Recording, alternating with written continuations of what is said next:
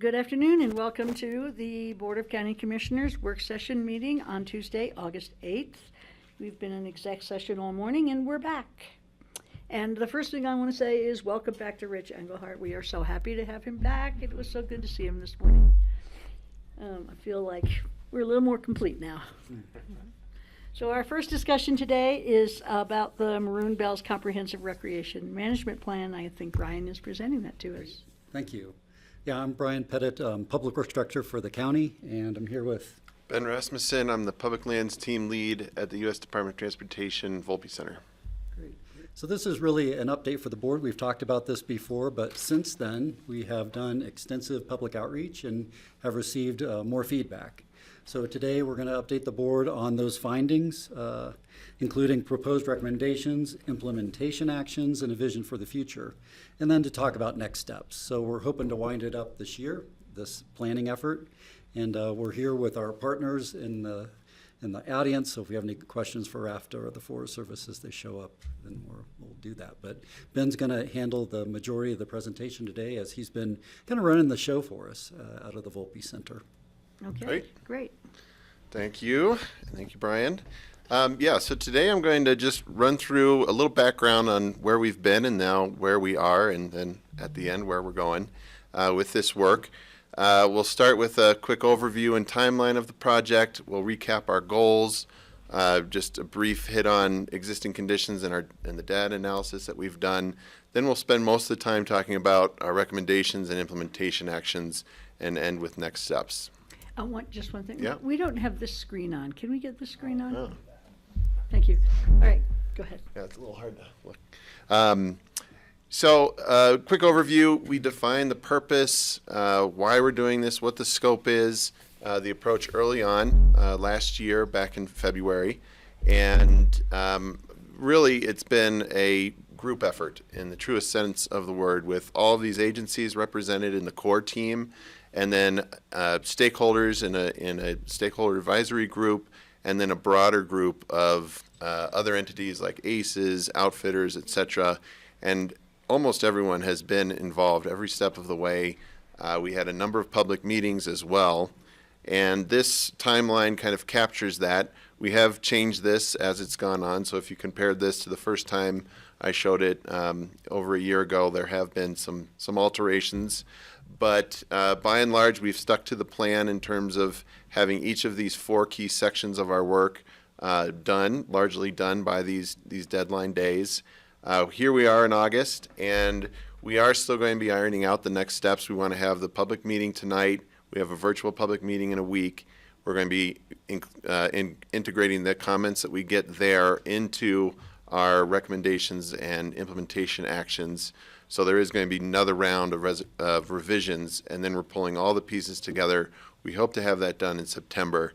It may kind of go a little bit into October, but certainly by the end of the year. What is LEO? That's you all, locally elected officials. Yes, I didn't have room to spell that out, but good question. So first we started with setting the goals of the project, and we looked at local plans. We looked at other similar plans in Colorado and elsewhere. There's not a lot of comprehensive recreation management plans, so in some ways you are kind of groundbreaking in terms of developing something so holistic. And early on we kind of organized the goals and our efforts around 5 focus areas: conservation and preservation, experience, access, activities, and management. We defined the vision for the study area that helps lead our efforts, as well as the study area itself, which though it includes everything from the roundabout up to the scenic area, most of the focus is on the from the welcome station onwards. So I mentioned I'd just touch on data analysis. Sophie here with me, my colleague from the Volpe Center, undertook a huge effort in diving into all these data sources. This effort was not data poor. We had over a dozen different data sets that we used. Some of these dated back several years, which was terrific. Some of these were very in-depth. We could look at individual cars coming in and out of Aspen Highlands Garage, for example. When did they get there? How long did they stay?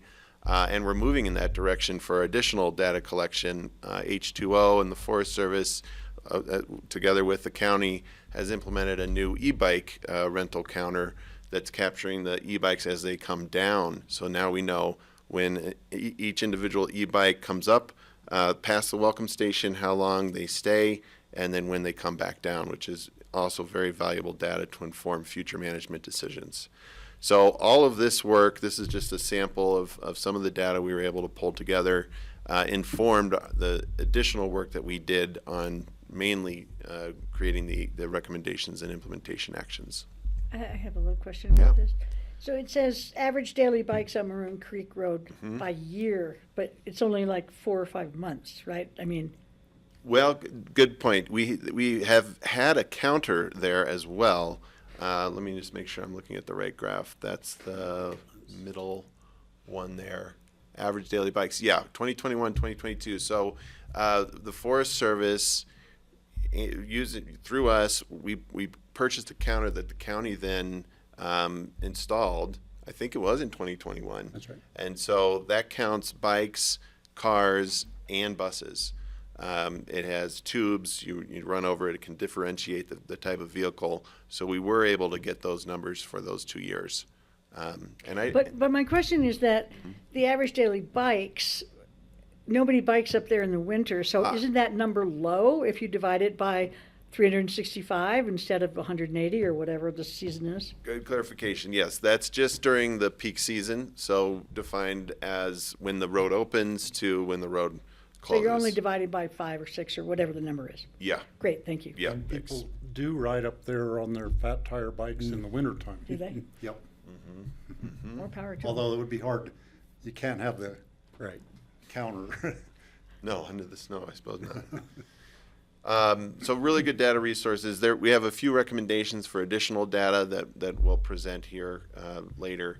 But by and large, really healthy set of data that we were able to work with. We also looked at a lot of input from stakeholders and from the community, both local and visitors who have either made the trip in the past or maybe they're part-time residents as well. And we were able to collect, through different conversations, public meetings, and then these comments, over 5,000 comments from the survey that H2O sends out to people after they visited. So within, I think, just a matter of days, they received this survey. How did you enjoy your visit? Asked a number of questions. A lot of people responded to that, and a number of the questions were open-ended. So we had to kind of read through these, synthesize them, group them into these different types of topics and categories, and that helped then transition into how we developed the recommendations. So the recommendations, we kind of stayed in line with how we developed the goals in terms of keeping those 5 focus areas here on the right. When we combed through all of the comments, all of the input we received, we identified 350 unique recommendations. And Brian and Dan and others here, they had the fortunate experience to go through each one and rate how important that was to them. and they did it. It took quite a while, but we said that was very important information to get at that point from the key stakeholders. So we narrowed it down. We talked to the advisory group, the steering group. We looked at the high scoring recommendations. We set a threshold of anything essentially higher than 80% in importance, so a B or higher.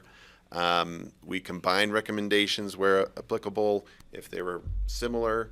And then we looked at a gap analysis and we said, all right, well, we've gotten all this input. We've boiled down the recommendations, but are we missing anything? We look back at the goals. We look back at other input we've received, and we did add another couple of recommendations. We arrived at 34 in total. So that's what I'm going to go through here with the rest of my time. I mentioned each one is organized by focus area, and it varies. I think this is one of the focus areas with the fewest recommendations, but still a lot of implementation actions, to ones that have over a dozen recommendations. So I don't think I'm going to read each one, but I wanted to give you a flavor of what the recommendations look like, what the implementations actions look like. And if you have time to sit down with these, have any comments, concerns, let me know, let Brian know. We'll make sure we take that into account as we finalize these. It was not in our packet, It was not, okay. so we don't have it. If I have time, I'm happy to talk through each one, but I would like you to just read each one, and then if we have questions as we go, if that's all right, we have until 2 for this. perfect. Yep. Thank you. So these 4 focus on conservation and preservation. The first one, increase visitor education on the Maroon Bells Wilderness Area, including how to minimize human impacts by leaving no trace and respecting wildlife. This is a good one to start with because we did have this interplay between the scenic area and the wilderness area, and this one is on the border, so we decided to keep it, but there were a couple recommendations that came through the process that were very much focused on the wilderness area. So we took those out and gave those separately to the Forest Service to consider in their work and with the wilderness area. So this is one that bridges the two. And the implementation actions, I don't think I'll read those, but in general, we tried to come up with ones that were specific enough and actionable so that we can say, here's what we can do to hopefully achieve this recommendation, in line with this recommendation. And each one of these has a lead agency assigned to it with at least one supporting agency, if not 2 or more. And then they have a time frame. So when working with the stakeholders, we determined which ones, and the public, we determined which ones were high priority, medium, low, and also what time frame they should be implemented in, short, medium, or long run. So for each recommendation, we have that kind of breakout. Second recommendation, preserve the national asset by checking and mitigating for invasive plant species, more specific, but still important. The third, discourage noise pollution for an enhanced nature and recreational experience while preserving the scenic, undisturbed area. And the last, enhance communication signage, resources, and visitor education to improve dog etiquette at the Maroon Bells. That one in particular, there were a lot of recommendations like dogs should be allowed at the Bells, and then we said, well, they are allowed, as long as they're on a leash. There's certain areas that they're not. So some of these recommendations we were able to say, well, check mark, we already did this. But we got so many of those comments, we realized we need to improve the communication so people realize this, even if it's a newer change. Go ahead, Steve. So on the second one about invasive plant species, I think education to the public about the native thistles could be a part of that, because a lot of people have the impression that every thistle is bad. And yet, you get up to the high country especially, you see a lot of the native thistles, that's their environment, that's where they live, they're not a problem there. Good to know. But you'll find people thrashing them because they're a thistle. I saw some today. We were up there this morning and saw some that, I was kind of curious about. So. Good. So the next one here is really focused on experience. And this is one where we have, it's the next one where we have more recommendations, but 5 recommendations here, a lot of implementation actions, especially for the first one, which focuses on creating a new website or an updated website that clearly outlines what's needed to visit, indicates what is and is not allowed, details proper visit preparation for the weather, and provides information about all available recreational opportunities at the Maroon Bells. So a one-stop shop for people to go to really understand what it is to visit the Maroon Bells, what to expect, how to get there, etc. Second one, explore peak and off-peak pricing for parking reservations and e-bike rental access to encourage visitation at non-peak times. You'll see the verb explore a fair amount. That's our way of saying we're not agreeing to do this. We need to see if it makes sense to do this. So we have that group of the lead agency, supporting agencies that will meet and determine, okay, how do we test the water? Maybe we do a study. Maybe we talk to a few key stakeholders. So explore pops up here from time to time. Third is provide additional road safety education for bicyclists and further encourage e-bike rental companies to educate clients about road etiquette to ensure greater safety for all road users. And we've already seen some improvement in that area over the last couple of years, which is great. Fourth, increased ticketing of unsafe and speeding vehicles and bicyclists. And last, identify opportunities to eliminate or mitigate user conflict concerns along Maroon Creek Road. Question? Yeah, Steve. Go ahead, Steve. Oh, go ahead, Greg, you can go first, Steve. Just on the last one, launch a vehicle-free day. Vehicle to me is a bicycle as well as an e-bike as well as a car.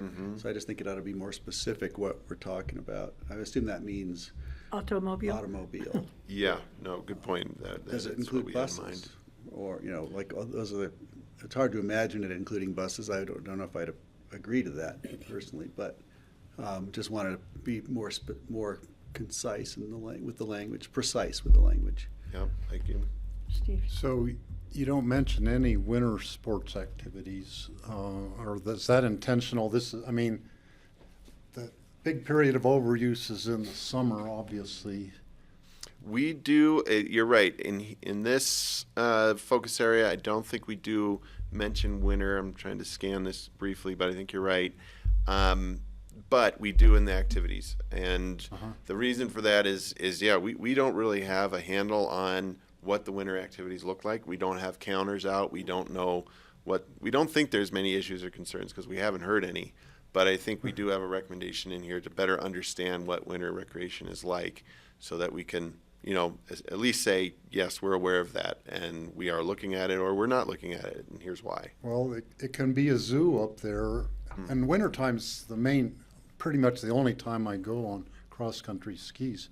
And I've just about been run over by out-of-control fat tire bikers.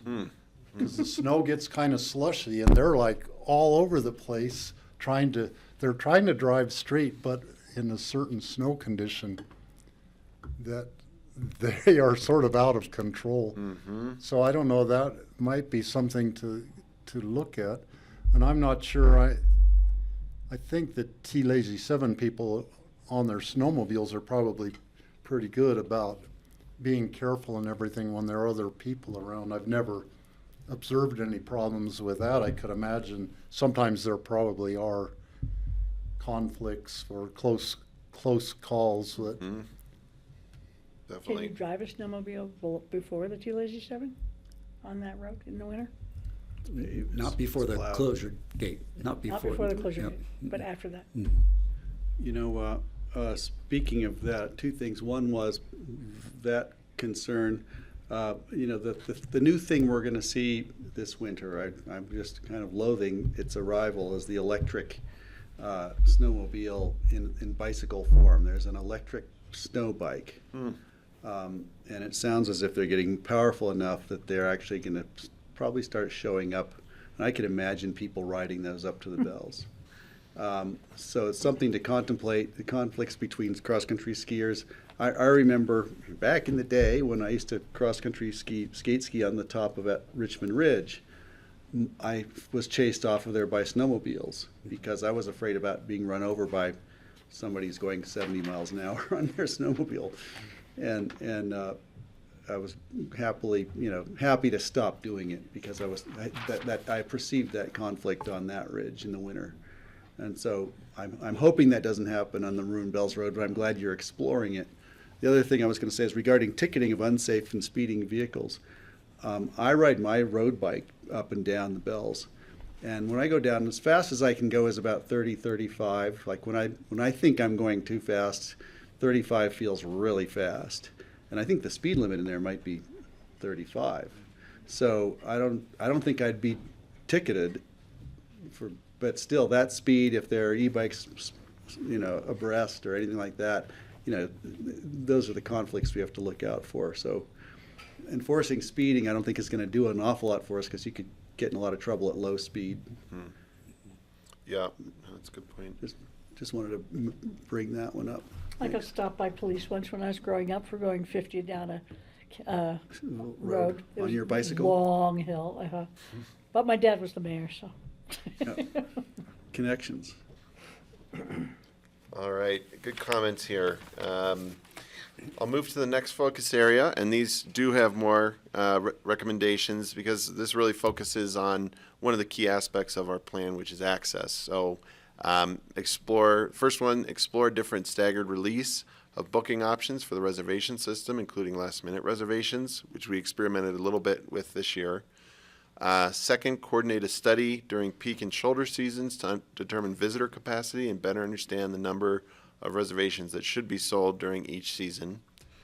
Third, explore the feasibility of using Buttermilk Ski Area, Brush Creek parking lot, or another location as an additional or alternative bus staging area. Fourth, explore providing a shuttle directly from Aspen to the Bells to provide a seamless trip to the Bells and bypass the need for paying for parking at Highlands. Fifth, streamline and improve shuttle check-in and boarding experience and processes.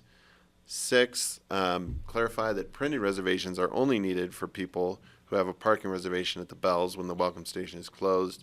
And seventh, coordinate a study during peak and shoulder seasons to determine visitor capacity and better understand the number of reservations that should be sold during each season.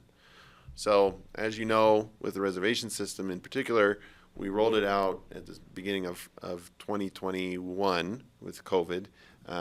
Fortunate timing there.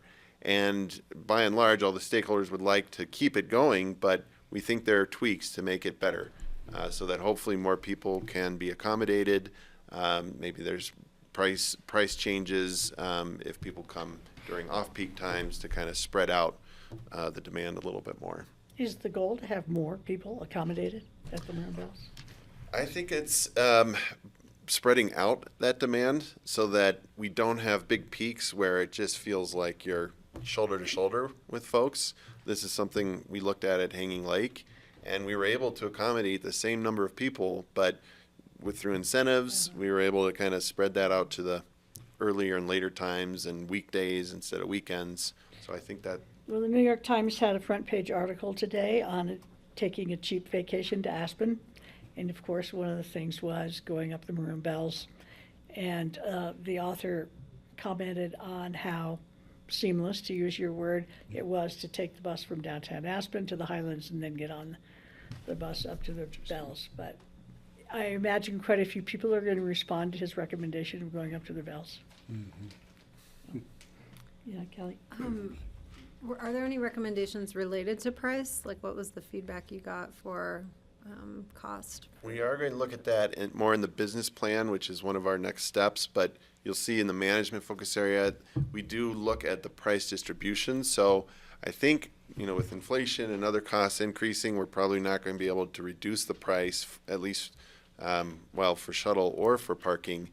But in the future, if we do need to have increases, maybe we increase them at certain times, and maybe we can also redistribute some of that additional cost so that there's more funding for some of the partners so they're able to keep up with the demands of visitation. So we didn't get a lot of comments that it's too expensive. I've been priced out. We did hear that a little bit, but not much, not as much as I had thought, honestly. Yeah, Greg? I certainly would appreciate the effort to have last-minute reservations. It's, people are spontaneous. It's nice to entertain that if we can do it. So they would know if there's availability and how crowded it is or isn't. It would be useful to actually understand that. So we could say, hey, the Bells are available right now. Let's go.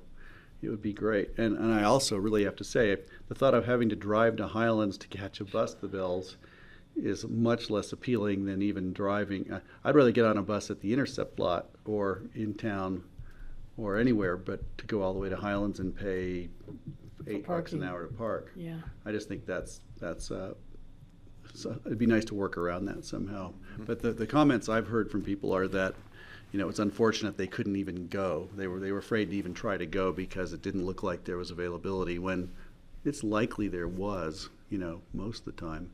Is there availability throughout the day, or is it usually booked solid? I was just going to say, there is that perception that it's, it's probably full, but oftentimes I think almost, I want to say, 95% of the time they can accommodate day of shuttle riders. Driving up and parking is a different story. Sometimes they can accommodate people day of as well, but by and large, if you're willing to take the shuttle, maybe you have to stand in line. You don't get on that next shuttle that comes, but 15, 20 minutes later, you get on the following one, you can make it. So we don't broadcast that because we don't want people not making reservations and just planning, just day of. But yes, I think almost everyone's been accommodated so far in that manner. Steve?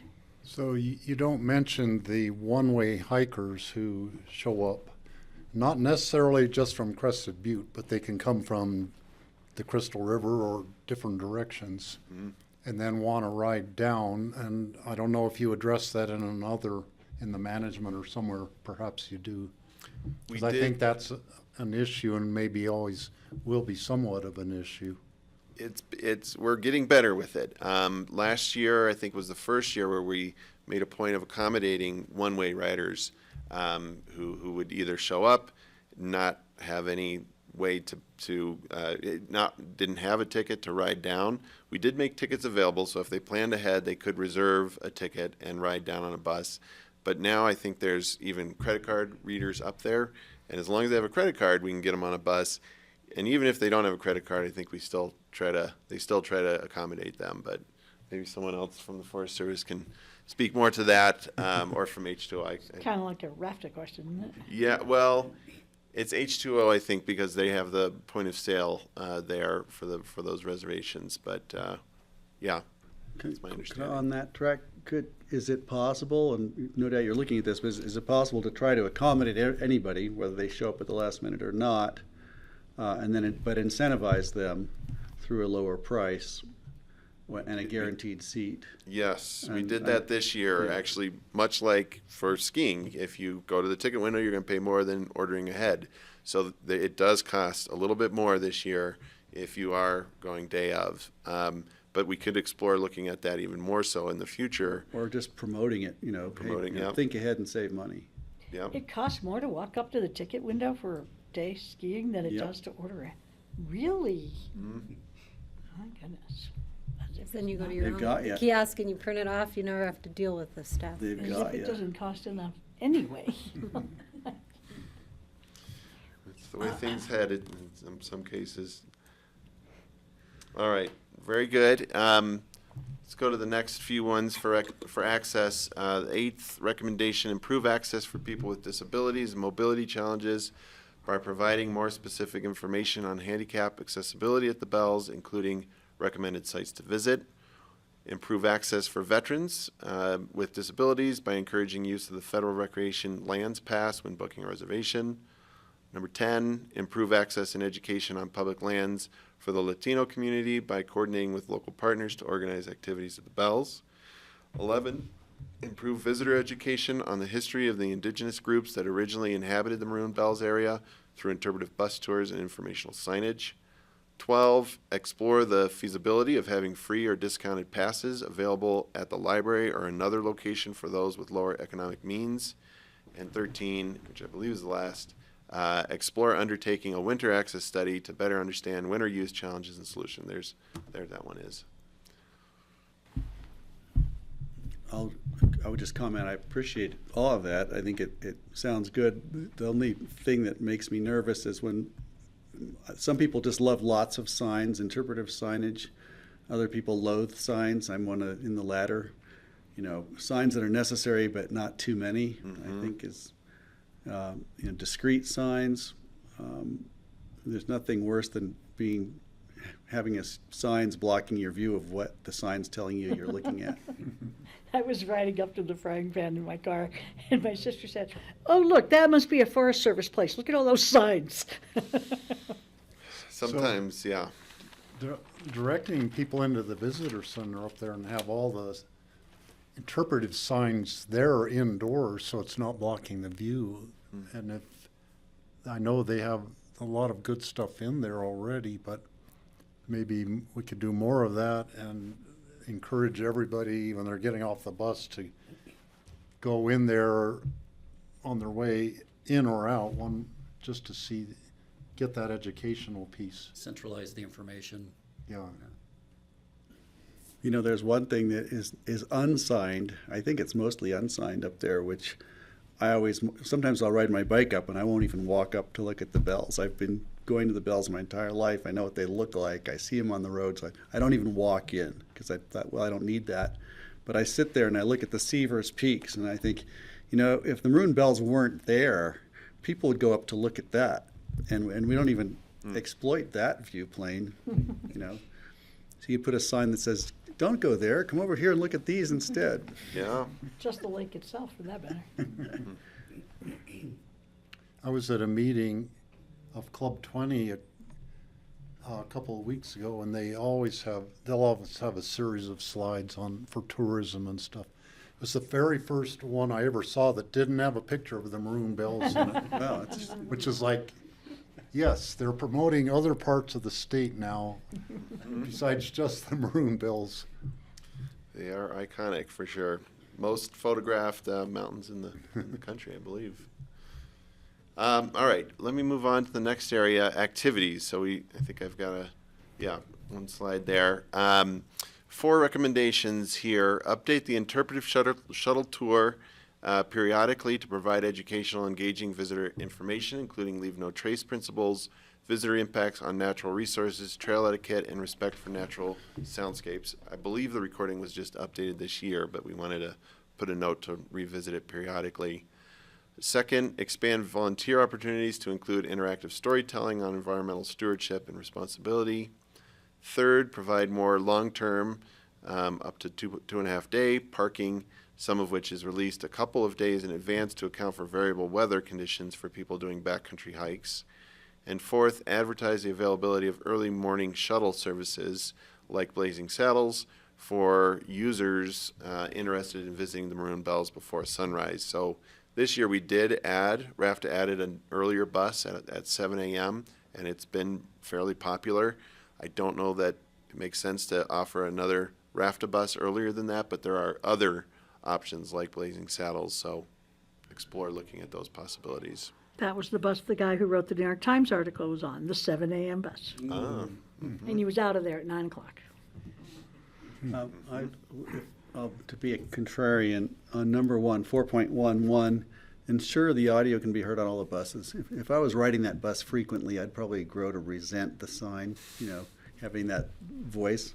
It'd always be nice to have an option not to hear it, if that was at all possible. And the drivers have heard it a lot, I'm Earplugs, sure. headphones. I'm sure. Yeah, the drivers must be, you know, Drivers gritting used their to give teeth. the talk, and that was nice. Yeah. Some of the drivers who were the most informative, they have since recorded their voices, and I think maybe it's just one who actually did it, but he is a driver, current driver, past driver, I can't remember, but. All right, next area here is management. So this one's unique because we are going to have a business plan, and this is the last area, but we are going to have a business plan that gets into some of these in more detail, because that was a request early on from the core group to have something that kind of mapped out, all right, here's the dollars and cents of how we're operating today and then where we want to go in the future. So some of these speak to that area. First, station more Forest Service rangers at the site to provide visitor education and answer questions. Second, explore decreasing, increasing, or reallocating the shuttle and or parking fees at the Maroon Bells. Third, improve cost transparency to help explain to the public the basis of the cost to visit the Bells. Fourth, coordinate with local stakeholders to develop a comprehensive wayfinding plan for the Bells and install bilingual and multilingual signage. Fifth, promote the Forest Service Junior Forest Ranger Program opportunities to untapped populations to support equitable access and environmental stewardship and responsibility. Sixth, establish partnerships and programming initiatives with organizations centered around diversity, equity, inclusion, and accessibility to improve equitable access to the Bells for untapped communities. Seventh, collaborate with local partners to identify potential recreation uses for the Stein Cabin and conduct a feasibility study. And 8, limit new commercial uses and special events to preserve the natural scenic quality of the Maroon Bells. A couple notes here. One is the second one, explore decreasing, increasing, and or reallocating the shuttle and parking fees. We had decreasing in there early on. We got some feedback. Well, really, that's not practical, at least at this point, we don't see ourselves decreasing the prices, but we left it in there because who knows, in 5-10 years, maybe prices somehow drop. That would be counterintuitive, it would be counter to inflation, but we wanted to leave it in there for now. And then the other one was The seventh one, the Stein cabin, this was a little bit of a unique recommendation that we included because the Forest Service, I mean, we didn't have a lot of public comments saying include this, but the Forest Service felt strongly, we want to look at this as part of this effort, and so that was included. So I think there are one or two other recommendations that kind of popped up because of some strong interest of one of the core stakeholders, but it wasn't something that is controversial or would conflict with other recommendations from the public or other stakeholders. So we did include those when appropriate. What kinds of special events occur up there? Weddings a lot, and that's the biggest, but other ones that the Forest Service knows of? We do not, the Forest Service, yep, sorry. So, over here's okay. Gotta follow the rules, Kevin. I know.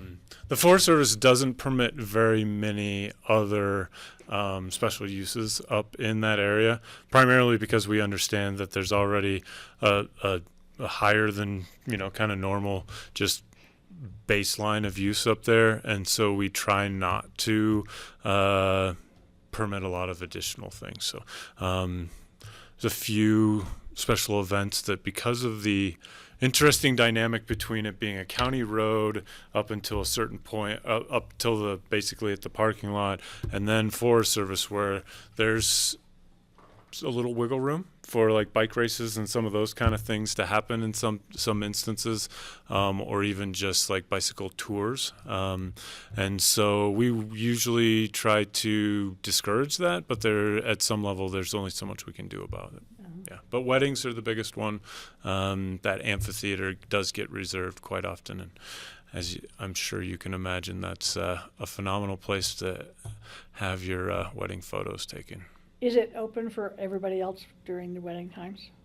The rest of the area, minus that small section where the amphitheater is open to everyone. Yeah.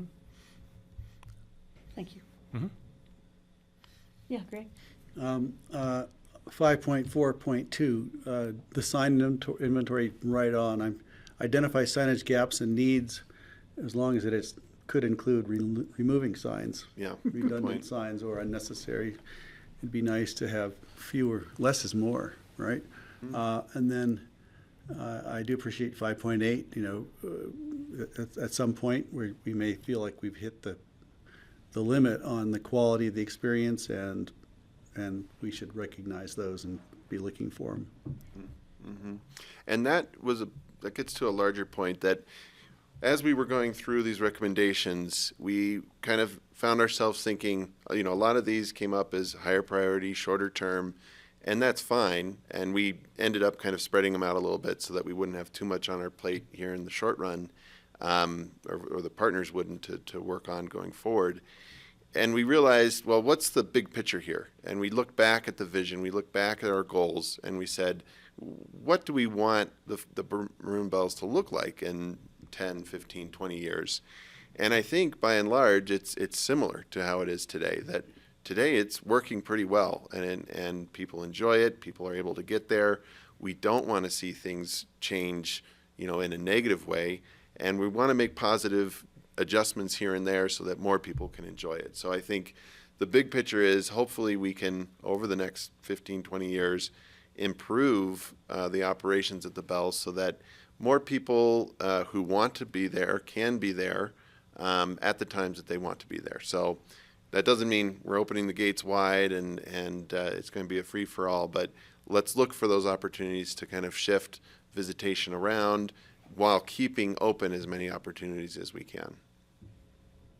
I wanted to shout out to what's the name of the volunteer group that wear the shirts that are kind of Forest Conservancy. Forest Conservancy. I really appreciate them, and I when I've been up there, I've had great interactions with them, and they're usually very helpful and polite and pleasant, and it's just good to have them there. And I think they're probably a benefit. I don't know how you think about them, having to manage them, I guess, but I always find them to be informed, and I see the same faces every year, and I appreciate that.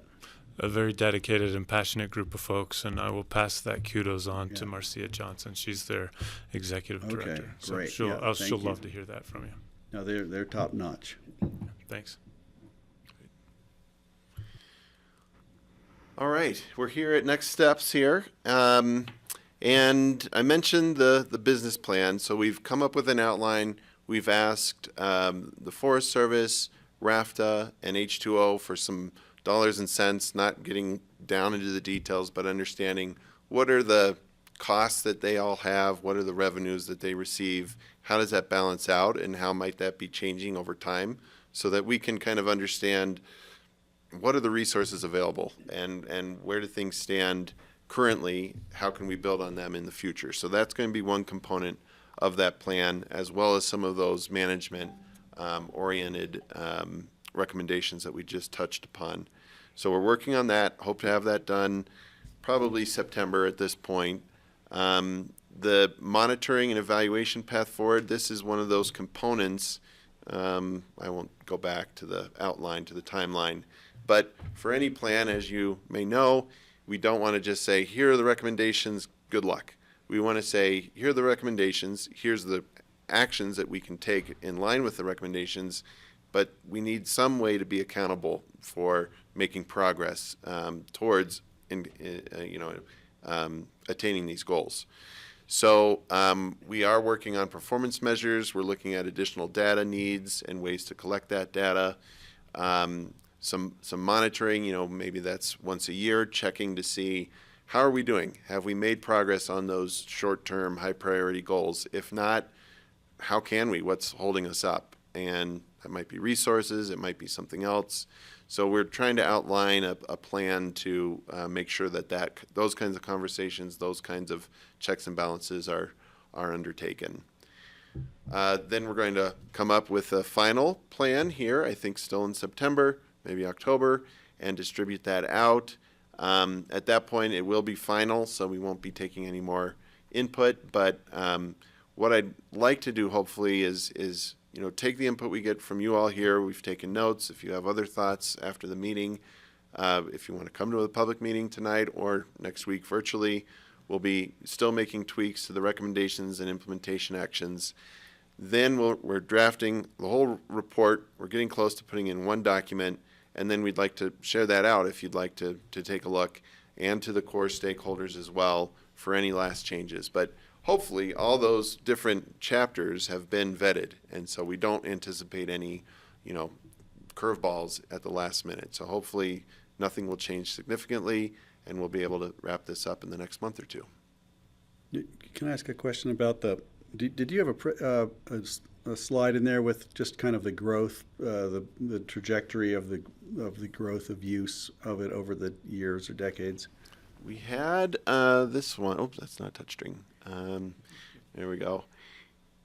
This was, we do have one, and it was kind of the first of its kind where we were able to look at all the different uses, biking, shuttle, parking, or driving, and add it up. And I think, do we have that? It wasn't in this presentation. It's not in this presentation. I remember that. Does it kind of mimic the hotel occupancy, just like number of people in town sort of thing? Well, we unfortunately don't have a lot of good historical data. So we have good data for the last few years, and I think Right. there is a relationship there. Which has been a deviant yeah. data set. It did take a hit during COVID, but and I think last year it bounced back a lot.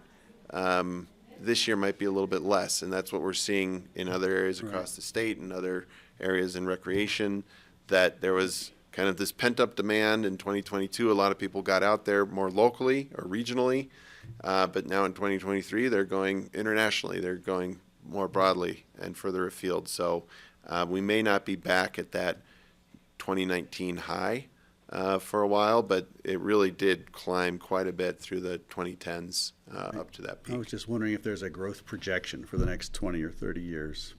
I think with the reservation system, things will be kept relatively steady, and I think that's by and large good in the sense that this seems to be, visitation seems to be at a good level. No one's getting too overwhelmed, and that was happening in the late 2010s.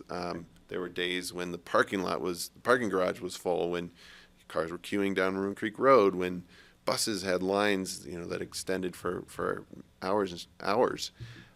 So I think if I had to look into and it's hard, I'm trying to think if that's something we could do.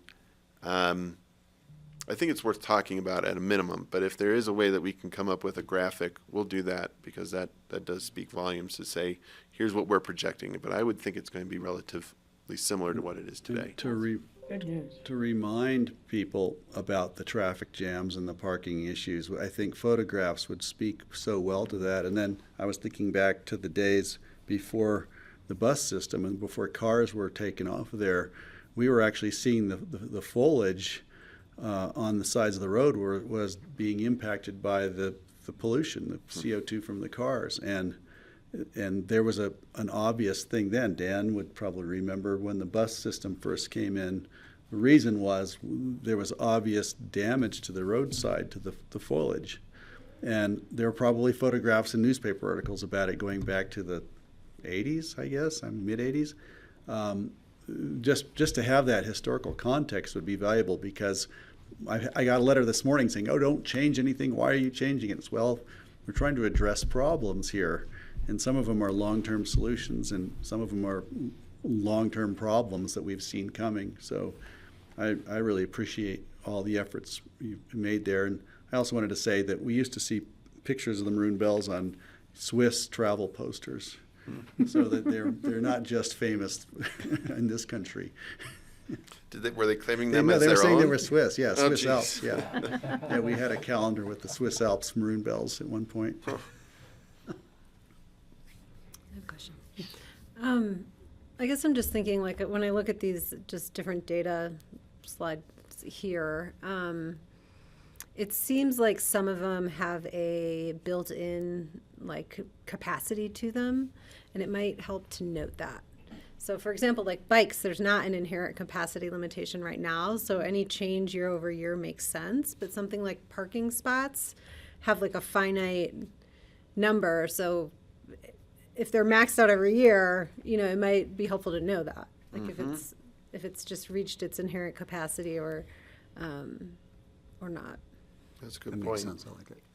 I think for RAFTA, it's possible they could add shuttles if the demand was there. I think right now it's right-sized. But for parking, we still are we still have that phenomenon of reservations are fully booked, but then when we get up there, there's spots in the lot available, and we oversell those parking reservations now to try to account for that.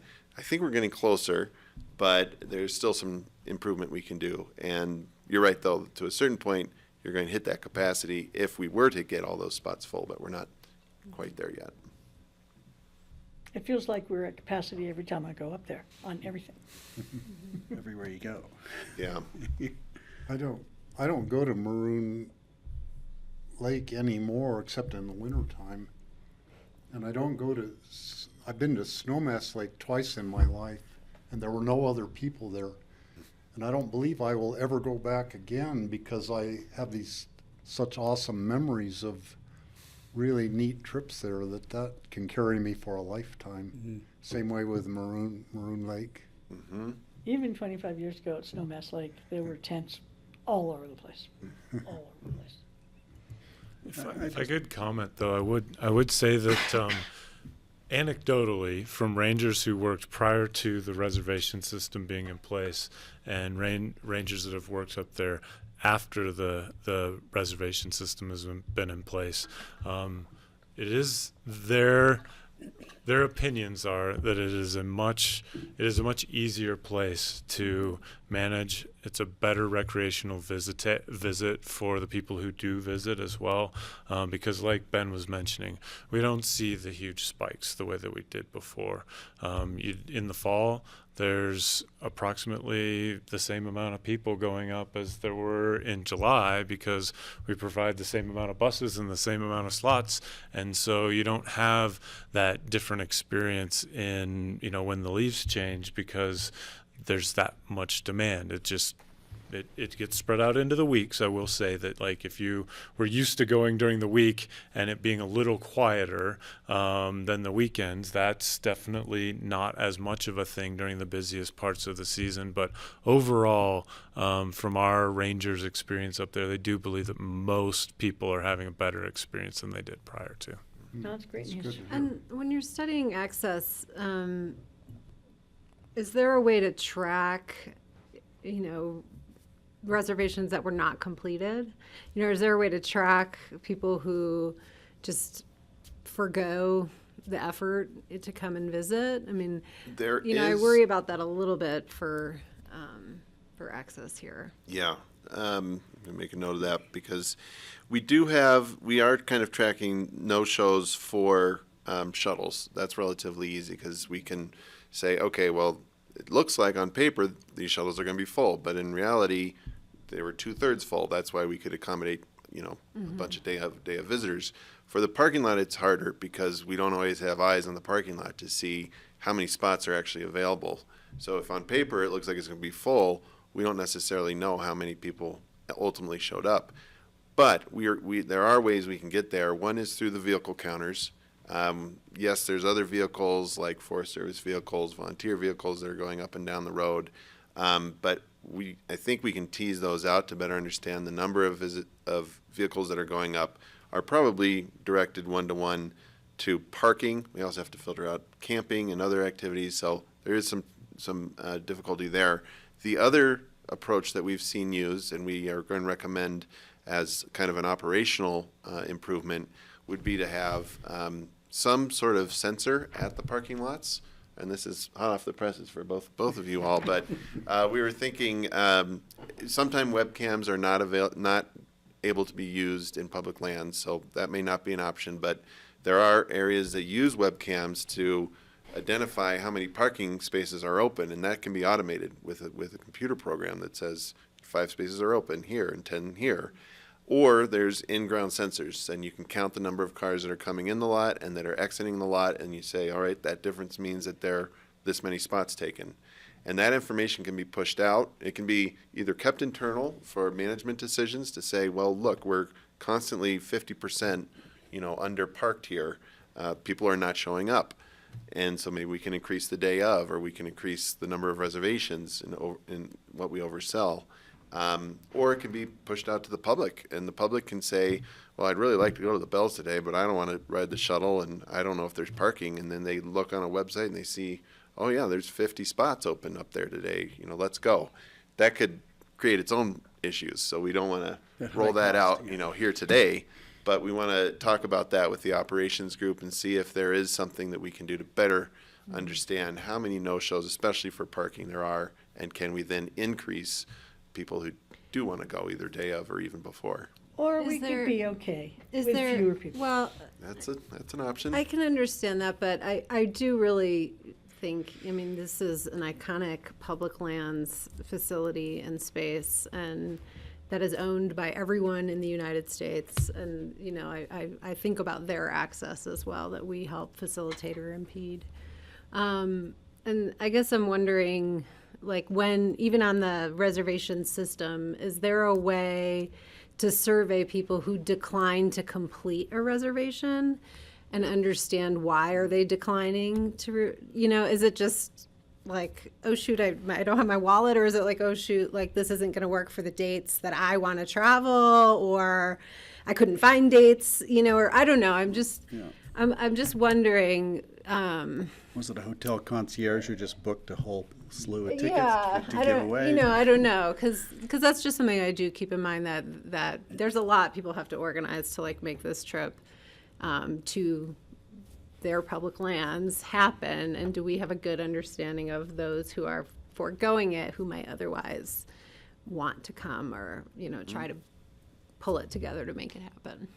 I think the technology is getting better, and it will be more likely to do that, either in one of the ways I just mentioned, or even as simple as, it has a QR code on your reservation, and when you come in, you just scan it, and then we know who showed up, and then those who didn't scan it, we know they didn't, and then we could ask what happened. That would be good information to gather. Yeah, So. yeah, or you know, I get pop-ups all the time. I noticed you still have this in your shopping cart and you haven't bought it yet, you know, like. Why? Yeah. Why? You like those? No, I don't like those, but it would be helpful to know if someone's like, I couldn't find dates that worked for us, or, you know, or the cost was prohibitive, or, you know, whatever number of reasons might be out there. Are you able to track, say, if a concierge books tickets for their high-end clientele and maybe they don't get used? Like, you see the theater seats, the nicest seats are often empty, right, in our theaters. H2O does do that. When they open up the reservation windows, they've got some sort of system that flags it when someone books a lot of reservations, and they call them up and what's going on? I don't think Ken or Logan are here today, but that's something they've done in the past, and they've gotten that. I think fewer people do that. There's ways to work around it. If you kind of do it 5 here, 5 there, then maybe you can sneak in, but we haven't heard of that happening. No scalpers out there trying to sell Bell's tickets. Knock on wood. I had one more question just about the organization of you talked about deliverables, like how is this going to happen? You don't want to just make a plan and shelve it, obviously. I'm assuming the Forest Service is going to be the boss on this, but you have all these powerful partners like RAFTA and county and others. Who's accountable? Who's reporting to whom? How does this going to work? That's one of our last topics for our meeting with the stakeholders, is to determine what path forward do we want to take. There's kind of the do-it-yourself version where maybe one or more of the agencies will say, yes, we will keep ourselves accountable. This is how. We're going to have quarterly meetings, meetings twice a year, whatever the case may be, to say, here's the progress we've made, here's the progress we haven't, here's why. That's the do-it-yourself version. Then there's the version where, we've been involved for a number of years through each of these agencies chipping in some funding. Not a lot. I don't think it would break the bank, but that's another option where we would stay involved and say, all right, every 3-4 months, let's check in, see where we are on some of these higher priorities, short-term goals, or bringing in a third party that's maybe not involved currently, whether that's a nonprofit or someone from the private sector to facilitate that process. So I get the sense that the do-it-yourself may be difficult because so many of the agencies are at their capacity in terms of staff time, resources available. But hopefully one of those 3 will emerge, at least for the next couple of years, to get a system up and running. And hopefully we can see progress made towards these goals and on these recommendations. And when you say we, who do you mean when you say we? I do use we a lot. Because I've worked with the Bells even before this plan with the operations group for a few years. So I think of me as part of the process and Volpe as part of the process. But it's we being here. I think each of the partners, and really the Forest Service. Yes, it's the scenic area is their land, but everyone's been very involved. Everyone in this room. Aspen Ski Co. as well, the chamber. So I think it really is a group effort, almost equally. I don't know. One thing I would address that addresses your question a little bit, Greg, is that for each one of those action items the recommendations were up there, there's a lead agency and then a supporting agency or 2 that are identified for them. They're not on here, but that is on their plan. So it won't be just one of us taking on taking on all. I don't know if there's a lot of them up there. So it won't be one of us doing that. And then, like Ben said, we've got the opportunity to make some decisions on how we want to move forward. When I look at this, I look at a lot of these that almost need their own smaller plan, that are going to take some additional study and such. And so I think it will take some additional work, especially if we want to keep on task in getting these recommendations to come to fruition. Good thing this is the only thing you have to do. That's it. That's all we're working on. Well, thank you so much. Thank you. I really appreciate it. Thank you for your engagement. Thank you. Very interesting. It's our prize asset. Yeah. It is amazing. It really is. All right. Thanks. All right. Do we have Dan Blankenship online? He's here. Yes. Okay. because we're going to hear an update on Jedediah's at the airport. Hi, Dan.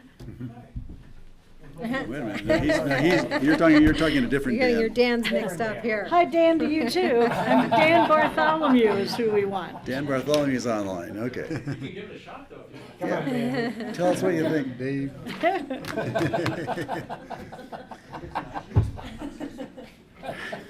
And he's out. He's fleeing, You running scared from him the room. away.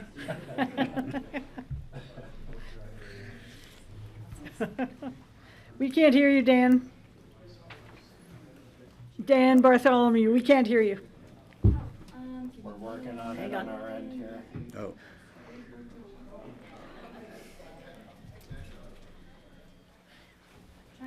Try charades.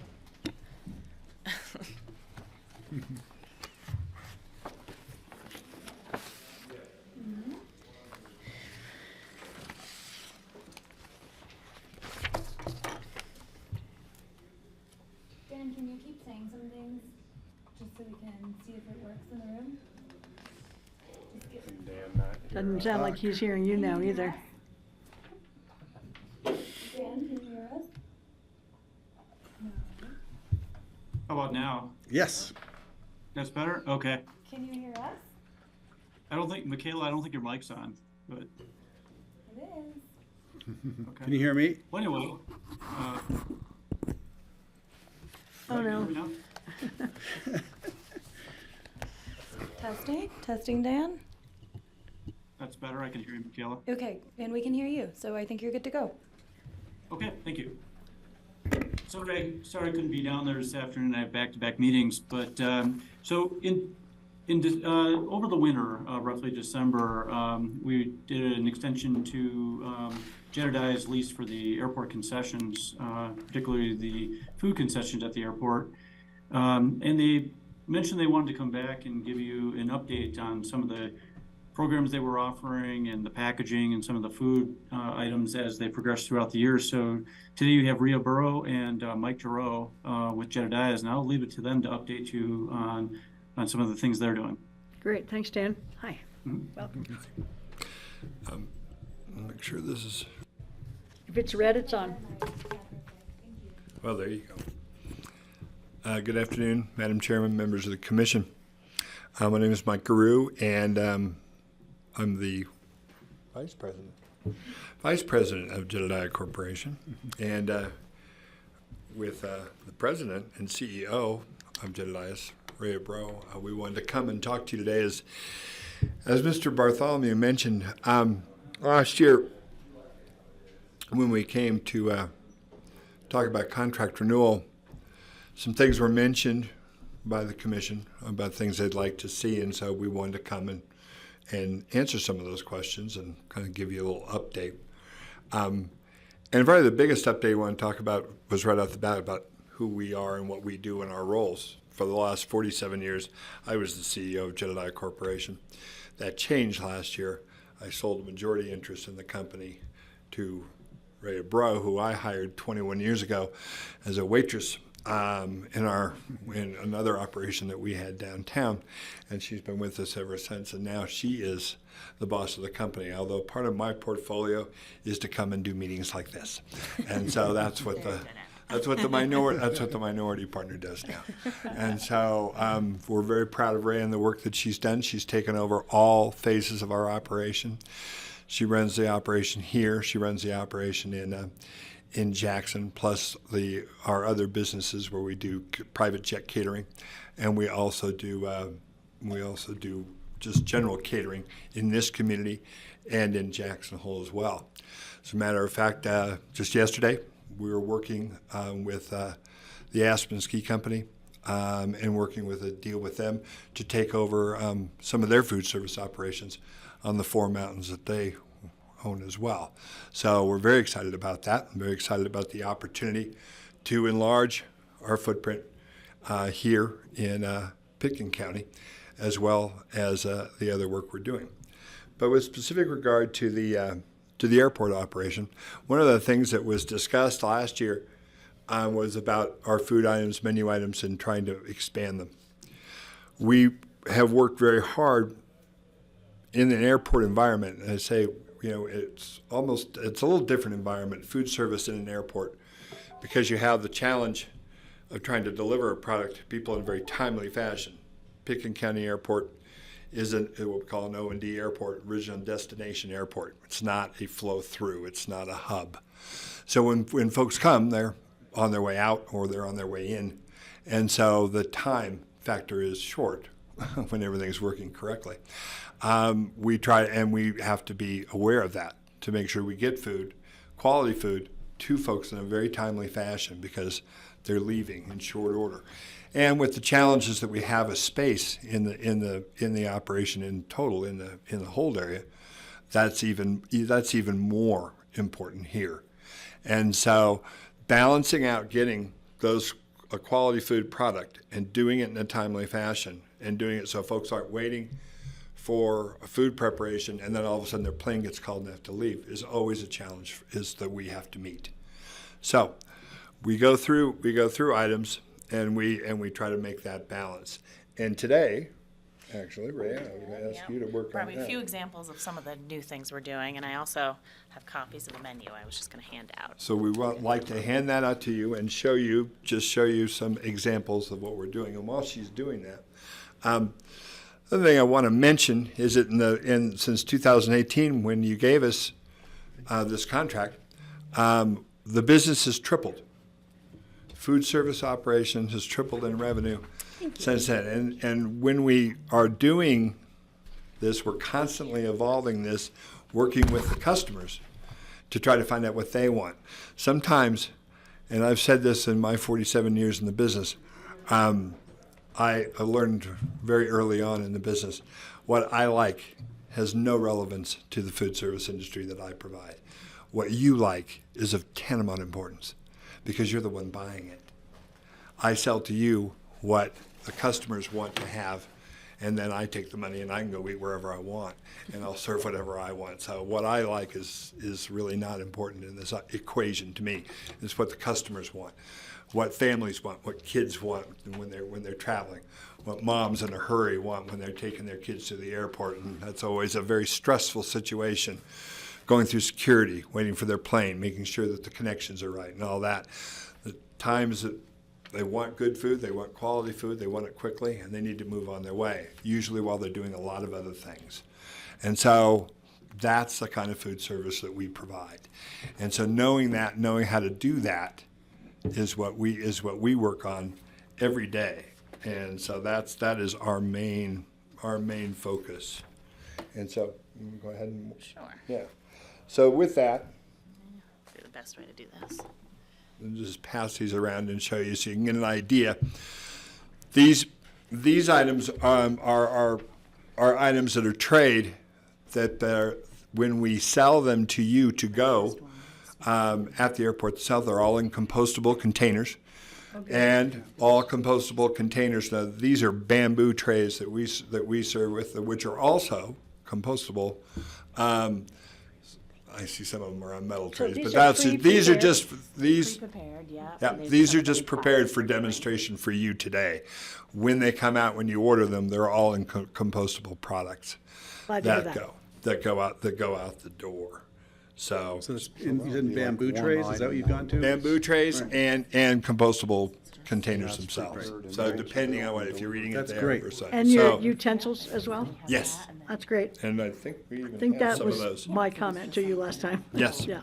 And Thank so, you for that. And it's something once again we appreciate and we work on and at all of our locations. It's always in our Jackson operation we're inside of a national park. That too is a and this is the container that we use here, and that's from the compostable container that we use. And did you have some of the silverware Wow, too? now let's just get DIA to do that. I think they're good there. I hope so, they better be. There we go. Well, we buy use at Fat Belly. It's compostable. Yeah, that's what we do at Fat Belly. When you think the food lasts 10 minutes and the packaging lasts 300 years, it's kind of it's embarrassing to think about. Well, so as you mentioned, that's Commissioner, Madam Chair, as you mentioned, that's one of the things that actually has led the Aspen Ski Company to our door. Right now, they're in their grab-and-go products, they're ordering it from Denver. And so when they get the product, they're getting it on the third day after it was made. Oh. So their time frame of how that they have to sell it is very short, 1 day. Usually 4 days is about what you have in shelf life on some of the products that they're serving. We're going with us, and one of the things that we were most proud of when we met with them yesterday, we've been meeting with them, this is our first face-to-face meeting, was yesterday. They wanted to talk to us because they wanted to come with a local product and wanted to deal with a local company. Because we can prepare things just like we do for the airport.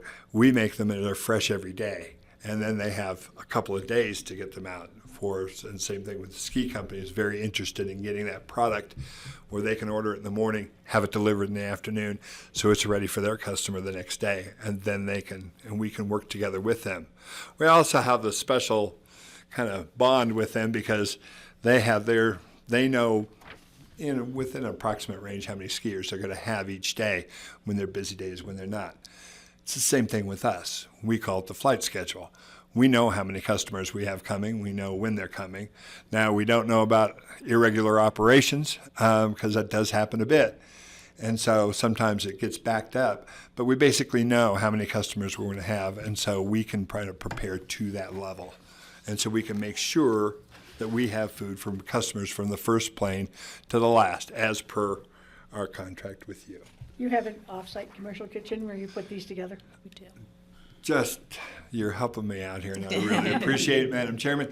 One of the things that one of the biggest challenges, frankly, at the airport, when we signed our original contract, as some of you may recall, it was a contract for 5 years with extensions for 2.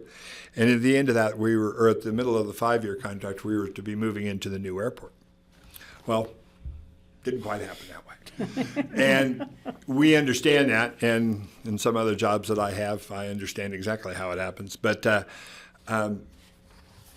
what we've done is, in that tripling of the business that we've done, we're tripling the business in a very small area, in a small area that is challenged in terms of electrical power, just water and sewer. There's only so much we can do in that building. Our customers and our landlords want more. And so we've had to and engaged in investing in a commercial kitchen that is, and this is where I get a little geographically challenged. It's in the Willits shopping area, but its address is Carbondale, so I always get kind of confused about that. But it's in that shopping area there. It was a sandwich shop right by the bus stop, and we have turned that into a commercial kitchen. We would like to eventually turn the front half into a coffee shop, but so far we're using all the space inside for commercial kitchen needs. So all the grab-and-go food that you see inside the airport, all the catering that we do for private jets, which is a growing part of our business, all that is prepared off-site and then is brought onto site and then brought through security, which has challenges of its own, which is another reason why we can really sympathize and empathize with the ski area, because we have a lot of the same challenges. They have to go up the mountain. We have to go through security. We have to have what I call an employee touch. Each time a bottle of water comes through, it has to be touched 5 times by employees before it gets to a counter where you can, as a passenger, can buy it. That raises the price incrementally. Same thing with that. That's why bottles of water on the mountain cost as much as a bottle of water at the airport. It's part of that. It's part of that equation. It's just as many people have to touch it, and those folks cost money. And so, as everybody knows, we have 100 employees over 100 employees across the enterprise, 40 of which are here in Aspen, and then a few float back and forth between different locations at different times during peak periods. And so all those employees, all the 40 main employees here are all residents of the area. As we all know, that challenge exists from here to Rifle. But they all here are from the area, and we're very proud of the work they do. And so those are kind of the main points I wanted to touch on. And Ray, you wanted to talk about a couple things? I don't. No, you got it? I think I get it all? Yeah. Well, that's why it's in my portfolio. That's why she brought you. That's why I get dusted Well, off. You gotta get I dusted really off. appreciate the changes you've made. I was there a year ago, and this menu is awesome compared to what I saw a year ago. Wonderful. So if that's you, nice job. But you did mention the irregular times. Well, we have quite a few of those in Aspen, so let's talk about that. So the last time I was there, I was there for 7 hours. And it was wind, and it must be going on today over there too. But, and because there's limited seating there for the airlines and no seating for the restaurant, it was difficult to say the least. And so I'm just wondering if you could make any kind of accommodation to change those stand-up tables to just a small place where people could sit, especially people with little kids or older people who can't stand for 7 hours, and where you can actually enjoy the food more than standing around and trying to eat it. It's a great question, Madam Chairman, and we feel it. We feel it too, and it's another one of those balancing acts that we get into. We get asked to provide more food and more different types of food and different types of service. As you recall, some of you recall who were here during COVID, that part became a little bit problematic. Right. That's when we removed the tables. Yeah, I knew that. In the bar area, same thing. As far as we expanded the bar area, as far as where you could have alcohol, to the entire space, the entire Right. area, to try to help alleviate that getting crowded.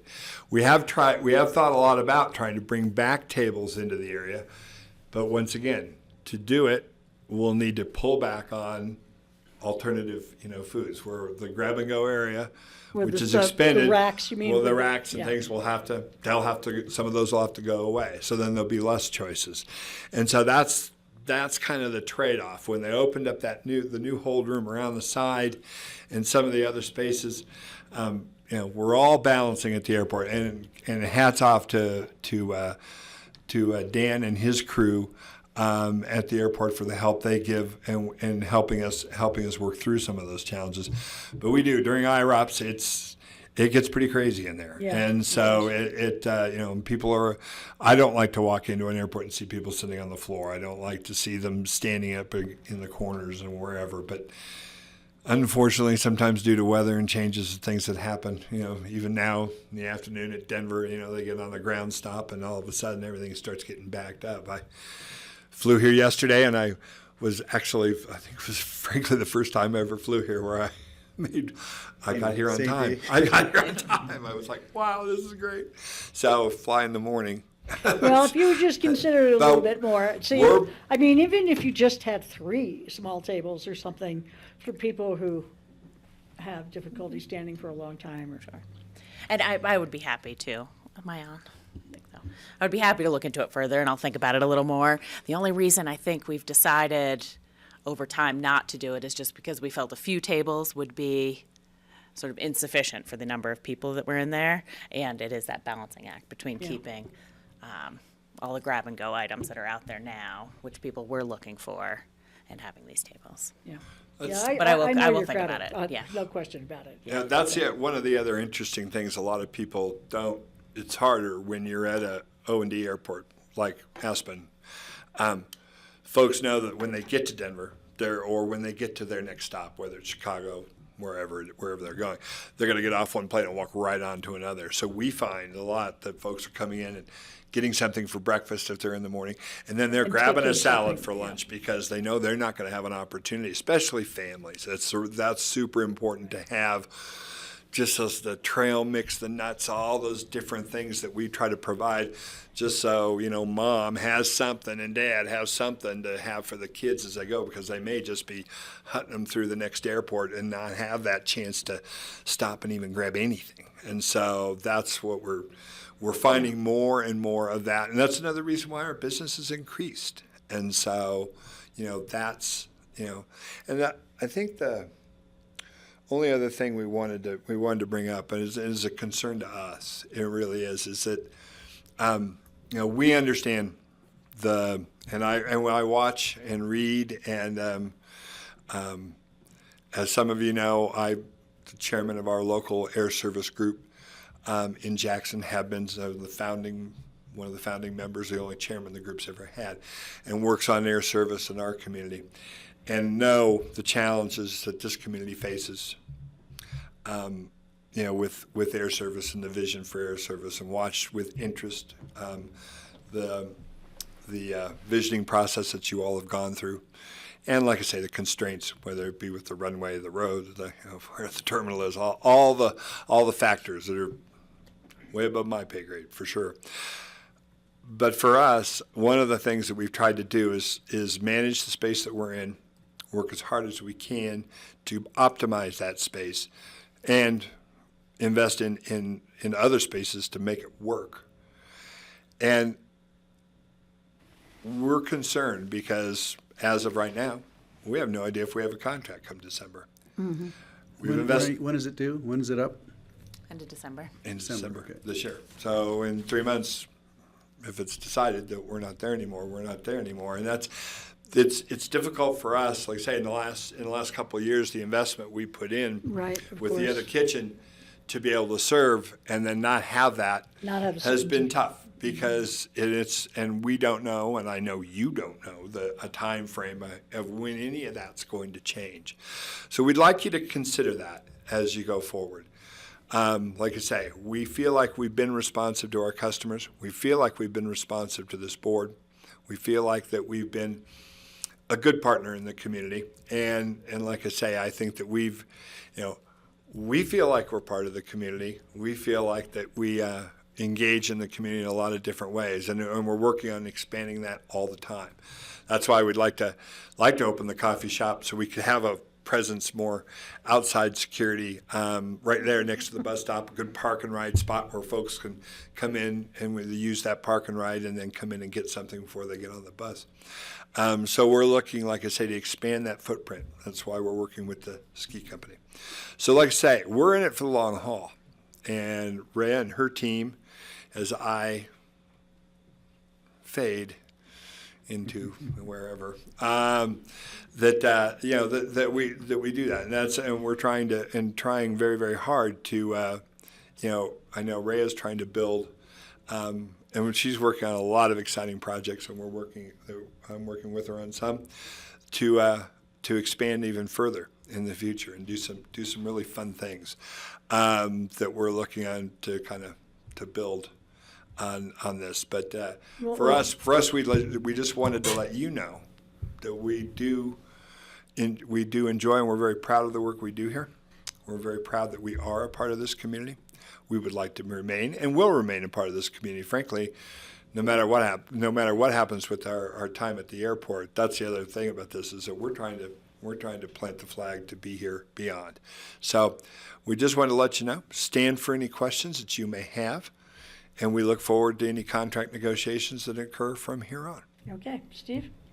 Yeah, looking at the time when we finally get a new terminal, would you do food preparation there, or would you still keep that off-site?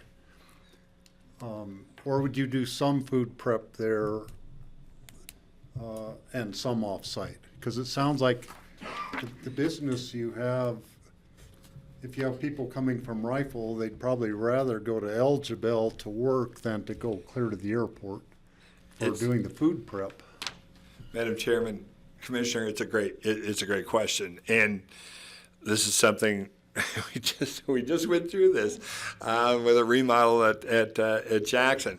It kind of depends on you, and if I were king of the forest, I would tell you, and it would be my recommendation to you. And Dan, cover your ears for a minute. Maybe, I don't know, but airport terminals are very expensive. The security element alone is tantamount to a prison. So if you've redone your jail lately, you know how much secure areas cost. Very, very expensive. And so I would recommend that you have a smaller kitchen, and then whoever operates has a kitchen outside, and then move the food through. Then when we do that, of course, we make all these salads and things that you just saw, and the security team will take those And 1 out of every 20, they'll just open it and throw it in the garbage can and look inside to see if there's something there. So that's how they check to see if they're secure to be in the airport, because we're making these. That's what they do. That having been said, far less expensive in the long run than building a giant kitchen. Right. I would say spend your time more on other things for people to do on the inside and less on the outside, and let that food come in, because it's just easier. Well, and you've already done that. It's the other thing. The management of the airport's moved off-site, and the airport runs terrific. And Dan does, like I say, just hats off to him, because him and his team do a really great job, and we're very proud to work with them. But that would be my Go suggestion. ahead, Greg. Just Okay, one thanks final- for that advice. Final suggestion regarding Francie's request for a place to sit. I think it would be perfectly reasonable if you had just a few tables and had priority seating signs over them. And I was just kind of looking at who gets priority? How do they offer it? How do you politely ask people to move if someone else, a senior citizen or a pregnant mother or somebody with small kids, and they've got so many things here on Wiki that you can figure that out, but I wanted to check into it and see how do you do it so you're not offending anyone. Okay, that's a great idea. So it's a great, yeah. Madam Chair, Commissioner, it's a great question. And I think that if we did that, a priority to do that is good. Like I say, when the place gets crowded, it does. We'd like to. Personally, I just soon have the seats back at the bar, but we kind of gave up on that one just because it just makes more room for folks when they're coming up to order. So that was where that one, I lost that battle. Well, thank you. Thanks for that. Of course. All right, well, thank you so much. We really appreciate the update. Really appreciate the new menu. It looks great. Thank you. And really a great idea to do the off-site commercial kitchen and be able to expand your offerings that way. So, One more comment. When I look at that'd be a terrific place because it's so close to the bus stop. And I like your idea of opening the front for people could go in there and get something, hop on the bus, and that'd be a Madam Chair, terrific that idea. One thing with that, just to kind of piggyback on, yes, we would. And one of the things we've been working on is this idea of smart kitchens and a smart shop there, where basically you walk in, put in a credit card, walk in the door. There's just one person there, and you can grab food, you can grab coffee, you can grab that, and you're charged as you grab it. And you see that a lot now in airports, and it's becoming more and more of a thing. We're experimenting with it. We're working with a company right now out of Southern California that we work with that's really on the cutting edge of some of that stuff, and you're going to be seeing more of it. You're going to be seeing more of it in the gift shop area, where you'll just be able to walk in there and very seamlessly walk in and just walk out. And same thing with the grab and go. You're going to start to see that more for a little bit, where you'll be able to grab things and not have to go stand in another line. You'll be able to walk up in it. The equipment that we're using right now, we're experimenting with, and it's not a scanner where you just scan a barcode. It actually knows, it recognizes what you grabbed, right. and it just charges you and you just walk away. So we're working on that, and we do want to get that. We would like to get that out, because that park and ride spot, it's kind of a tough spot for a sandwich shop that was there. I could see why they didn't make it, but with a coffee shop in the morning, there's a lot of people there, and so it would definitely look like a thing that we could. All right, well, I have to cut off the questions because we're way behind. So, but thank you so much. I really appreciate it. I'm really glad you brought the food examples to show us how you're doing, and thank you for the compostable containers. We appreciate your time. Thank you for that. Yeah. Absolutely. I have my Green Team T-shirt on from the Mountain Fair, where we filled up a huge roll-off with all compostable stuff at the Mountain Fair this year. It was full, clear to the brim. Amazing. When we spoke to them yesterday, that was the first thing they said. If it's not compostable, we don't want it. Thank you. Thank you. Okay, next Okay. team is in the slot. Sorry to keep you guys waiting. We're now going to talk about the ABC, the integrated microgrid update. Are you running this, GR or Kara?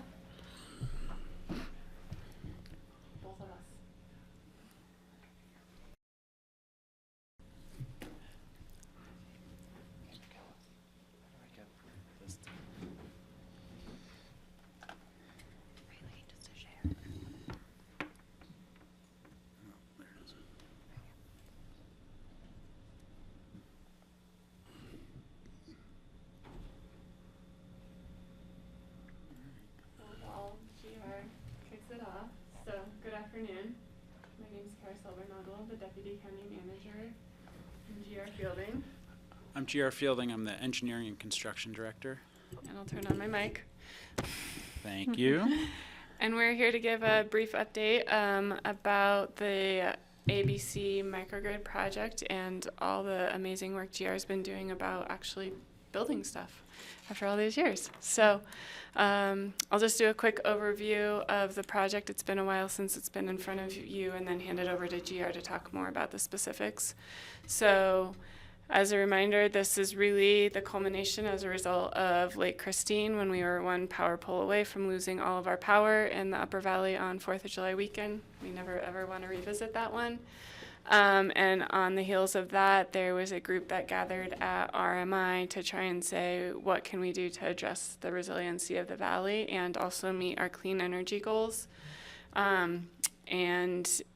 We pursued funding from Department of Local Affairs of embarking on a feasibility study to look at how to build resiliency and clean energy, looking at the public facilities that were identified as kind of those critical in the case of evacuations are really needed. And so that's the Aspen-Pitkin County Airport, RAFTA, Aspen Maintenance Facility, Public Works, and then the Holy Cross electrical system at the ABC.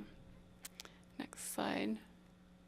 So we did a feasibility study. This was really just trying to take a concept into what could we do with it, and that included 5 tasks. One was assessing the current infrastructure, looking at what's the existing energy demands of the facility, the backup, the existing renewable energy to say what would we have to build, then evaluating what conservation measures would need to be in place so we can't be energy efficient and resilient and clean energy if we don't have efficient buildings to start with. So I identified a few different items there and then created what we called the energy box to say with the integration of the 5 megawatt solar farm, what's the total load of these facilities, what are the seasonal variabilities, and what is actually the energy capacity that we would need in an emergency to run these facilities. And then we developed the integrated clean energy system. So there's kind of 2 parts here. The big picture of this feasibility study included the microgrid, which we're going to get into closely and more detailed, as well as this was a longer term vision and also looks at the airport redevelopment and what kind of heating district could happen in tandem with the airport redevelopment. Obviously that's much later down the road, and so the focus has really been on the microgrid aspect. And then the thing that is, I think, really gotten a lot of attention and is unique about this project is the economic ownership and administrative model working across 4 different public entities. If you take the airport, Public Works, RAFTA, and Holy Cross, and saying how are we essentially sharing, as John likes to say, the electrons and how they move, and how do we manage that in the case of an emergency. So we have completed all of those and are wrapping up that last task, which GR is going to talk a little bit, and we'll be coming back to you later this fall of that final MOU agreement. I just wanted to put that out there, that that's the last piece that we have to close out in this feasibility study and really taking this into action.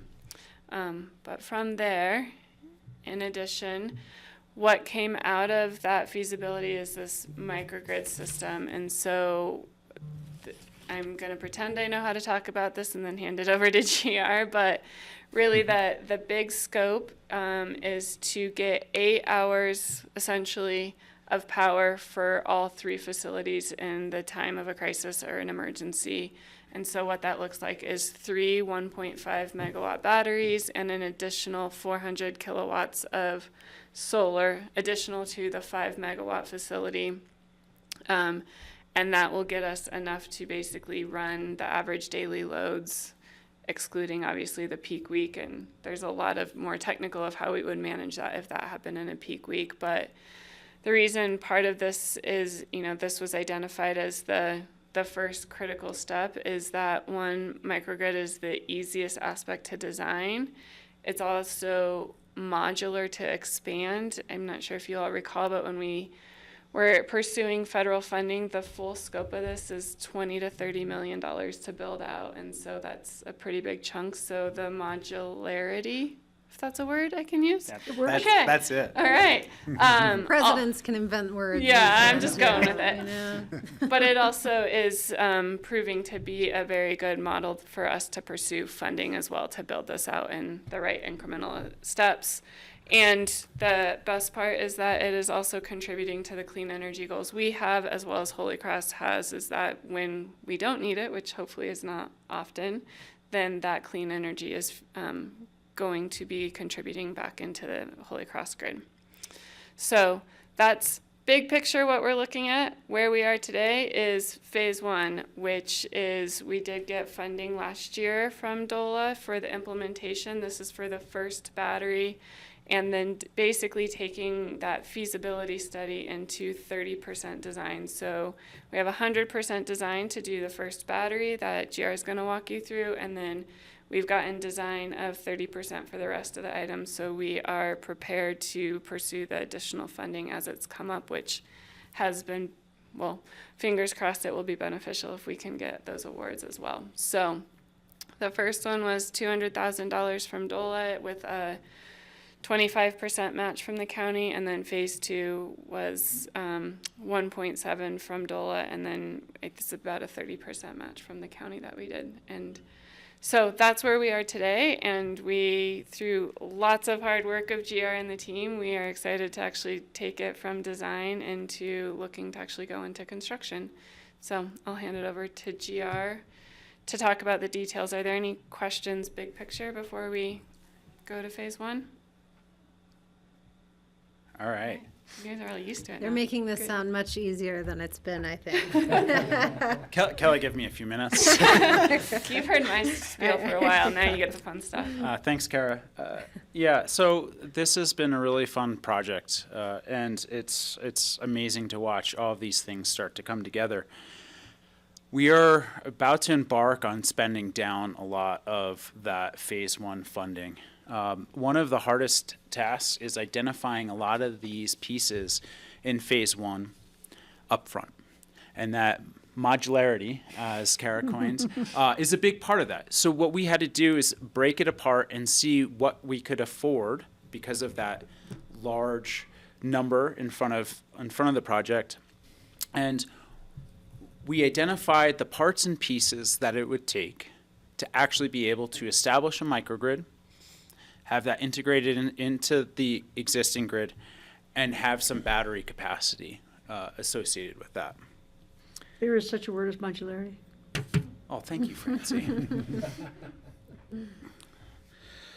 So right now we're completing design for this phase 1. We had CLP Engineering, a consulting firm that we hired to help us with this project, up last week, and we walked the site and started looking at things. There's going to be a number of different terms that I use, and it's not necessary for everyone to understand what they mean. Just know that they are the pieces of equipment that make parts of a grid become a microgrid and work for the purposes that we're asking it to work. So we're looking at purchasing a number of different pieces of infrastructure and equipment, including switchgear, reclosers, adding some fiber optic communication lines, the battery called a BESS that you've heard about, microgrid controllers, relays. Those are the pictures on the bottom, the blue boxes. Those are the controllers and the relays. Things like switchgears and reclosers and things like that, you actually see them every day. They're the pieces, the green boxes that you drive by all over the valley, the electrical equipment. We have some new transformers that we'll have to get. And as Kara said earlier, we'll have a couple shelf projects ready to go. Those look like a 30% design for the solar. Those projects are great. When you have 30% design, you put them out to design build, and it helps future-proof them just a little bit, so that way the exact module might not be the latest and greatest, and by the time we get funding for that phase, we can put it out, and our contractor can be like, actually, there's 2 newer models. Do you want that? Because it's easier to get, and that's what's available. So 30% design package means you're 30% of the design has been done without specifying particular gear. Yeah. And then other stuff like that. Yes. Got it, okay. I was looking at those boxes thinking, wow, those are huge, and I realized those connectors on them, they're only like an inch high, right? Yes. Okay. They're Sorry, tiny- those are sorry. tiny Nothing boxes. is to scale on I this. mean, I'm thinking, those things are massive, that's cool. Look how big the connectors are. But the whole thing is big. So, the biggest piece of Okay. equipment that the county will own is the battery. This BESS is a 1.5 megawatt architecture, and it'll have 2.0 megawatt hours of storage throughout its design life. What is its design life? So we're going back and forth with the supplier right now. The request is to have that full 2 megawatts of storage throughout 20 years. That's all. That's the bottom line. So it'll have way more than that up front, and then that degradation curve gets out that far, and it still usually has operable. life left. It's just will be below whatever that design. Okay. These batteries are very large. The BESS is about totally built out. At the full 8 megawatts, it would be 3 containers. Right now, we're going to start with one. That's about 20 feet long, 9.5 feet tall, 8 feet wide. It's a shipping container. Most companies started off by buying shipping containers and putting everything inside of them. Now, a lot of them use something that looks very similar to a shipping container that they manufacture. Got it, okay. And as far as the numbers with the capacity to think of, a good analogy that is used is with water. You can think of the 1.5 megawatt architecture as the size of the pipe. So that's how much it can move. The 2 megawatt hour would be the tank on top of that pipe, and how much water would be sitting in that. So that's a decent analogy for that. One of the details that we have right now is where that battery would be located is adjacent to the snow dump, just down valley from Public Works. It's on a portion of the airport parcel that weaves its way down valley on that side. We've worked really closely with Dan at the airport. He's been on most of our weekly calls on this. So that we could identify it. The need for the space is a bit larger than we could try to wedge into the Public Works facility or any of the other spaces that are adjacent to here. How big is the footprint you need for that box? So when we build a yard for something like that, it'll be like a fenced-in yard. It'll be about a 50 by 100 to fit the For 3 eventually? For 3 eventually. That's right across from the animal shelter. Yes. And so on the lower right there, what I did is I grabbed something off of Google Street View. And honestly, it's the first portion of that drive down valley where you'd be able to see where this sits, because there's a lot of screening by all of the trees that are on the corner next to the animal shelter. And so on that lower right, it would be... it'd sit right in here. If you backed up two pictures from Street View, you wouldn't be able to see that location. So But that's it's where pretty that visible. Pretty visible. it is visible as you're driving down valley. Not until kind of the last minute as you're up next to it, but What color are they? you know, I actually asked that question. The image on the top is what came with the proposals from the supplier. And on our last call, I asked them what color they could make it to help it blend in, and they asked me what color I wanted it. Awesome. White in the winter, sage colored in the summer.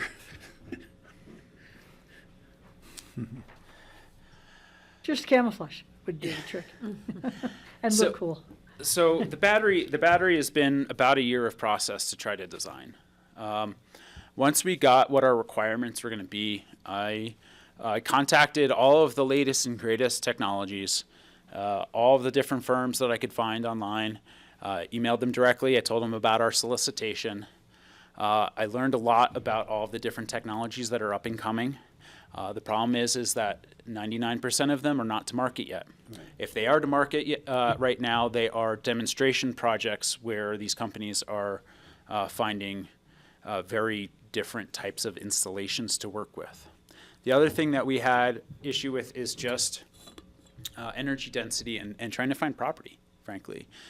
So all of the other kind of out there ideas, whether it be, picking a weight up and letting it sink down, pumped storage with water, you need a lot of property for that. And they need to be in the exact right location. And that wasn't something that we have for this. So if anyone ever wants to talk about all of the next battery technologies, I've read a lot about them, but unfortunately they weren't available for this. We're going to be using the lithium battery because that's what's to market right now. The good news with some of those things too is as this technology stays around, things like the recycling industry for them is just starting. So that's just kind of the state of the industry that we have right now. So that's the battery. I did include a couple images of just some installed cabinetry that I could find around. And again, we can work on some colors and some camouflaging, and know that we can always, add screening and things like that in the future too, if needed. Operations. So we'll talk about black sky operations and blue sky operations. Black sky operations just means that power's out. So power's out, we'll stand up the microgrid. There's two different ways that we can island the microgrid. And one's a larger island and one's a smaller island. So this graphic that I put up has the 5 megawatt solar farm that is in between here and Woody Creek, and our actual microgrid area. And if the sun is shining and that is being powered by the sun, then we can make our microgrid a bit larger, reach out there and power it all through that 5 megawatt solar farm. And depending on what the loads are, we could even be continually charging the battery at that time. If the loads are more, the battery can kick in some power as well. If the sun's not shining during that time, we go to our smaller island. And that's really just the facilities that you saw earlier. Question. Was the sanitation district ever part of that? Were their power needs ever considered as part of this? And since they own the property that the solar farm sits on, you think they'd already have an interest? So when we started this off with the feasibility, we wanted to keep it with kind of the close partners and almost pilot test the first one. They've been identified as kind of a critical next partner to bring into this, but we wanted to almost pilot and get it, keep it tight and simple as possible. So we could grow it if we intentionally, as we're designing this to grow bigger, and then it could include that and who knows what else is out there. It's always been designed as like, how does it grow into serving other facilities in the area? And so is the 400 kilowatt solar farm the smallest? I'm just wondering why 400 kilowatt. It seems kind of small, actually. I thought it would be bigger than that. Well, but for this project and being able to connect to the 5 megawatt solar facility, I mean, that's a lot, and it already has to be pared down to talk to our architecture, right? Right, okay. What we have available for space on site is that 400. That's the rooftops. And so it'd be potentially 300 more kilowatts at the AMF, at the RAFTA AMF. Right. And then an additional 100 at the Public Works facility. Got it, right. I read that, yeah. Thank you. What were you going to say, John? Yeah, I was just going to note for Greg that does not include future potential solar development, for example, at the airport and such. Right. That's just on our existing. Just step one. That's the rooftops in the hood. Correct. Yes. Great. Yeah. So GR, when you say about the solar farm, so this battery bank is going to be wired to the grid that accesses the solar farm. The battery will be wired to the grid. Just So the solar farm gives to the grid, and the bank, and the battery bank is then wired to the grid, but not directly to the solar farm. that's correct. But what about the 400? And megawatts that is all wired directly to the grid as well. Okay, And when the microgrid is islanded, those are those are a much more direct supply, because that grid that you think of literally just went micro. So yeah. it just shrunk down to what we need to activate for whatever event is going on. but so then that battery situation is then connected directly to the 4 sites that will use its power in a blackout. Yes. Okay, thank you. And that's a very good segue, Francie, to talk Good. about what blue sky operations looks like. Excuse the windmill. This is the best battery and solar panel picture I could find off of Google. So during blue sky operations, and Kara hit on this a little bit earlier, the battery wants to be charged and depleted on a somewhat regular schedule, right? That's how all of our phone batteries work. That's how EVs work, all of these types of batteries. In order to do so, we can participate with Holy Cross with some of their demand management and buy and sell, just like they buy the energy off of our solar panels now. And so that blue sky operation will be another thing that we participate in with Holy Cross, and that has adds a critical piece of infrastructure to their grid as well, to allow them to bring more renewables onto it. Renewables without storage is pretty tough for them, and so the more storage they have and the more dispersed it is, the better. So they bring renewables on somewhere else, and then we store energy at the microgrid, but they're not directly related. They're just, it's a balance sheet. It is a balance, and it's also going to be a yes end moving forward. Oh. So, folks like Holy Cross, as they bring on any of their new projects, they're more than likely looking at some sort of renewable to meet their goals in 7 years, and storage. And so the more storage that's on the grid, the more people that can do something like this, the more resilient the grid is, and also the more resilient we are as a government during black sky events. So I have a question that's really basic. I'm sorry to not know more about this, but so when the solar farm is charging these batteries, which is basically all the time, we're just spilling it out to the grid unless we need it in an emergency. It just goes through our batteries and into the grid. And Yeah, then and it would be fine to think about it a bit independently as well. As you were asking earlier about, like, how does this connect to this, is that within this area of the grid, during normal operations, there's going to be renewable sources going on or into the grid, and then users pulling those resources off. And so there's a lot of times when you walk out here, you can see that we are making way more energy than we're using at Public Works right now for electric. And there's other times that we're using more electric at Public Works than we're generating. This will be a lot of the same as far as that balance, because it's all backed up by the grid at large. you mean so like nighttime, for instance? Well, except we don't have much demand at night, but. Right, and then. But at the high demand times of day, the grid will be taking energy from the batteries. Yes. Okay. Instead of a coal-fired power plant somewhere, or a Well, yeah, distant for sure. wind Yeah. farm, or, Yeah. yeah.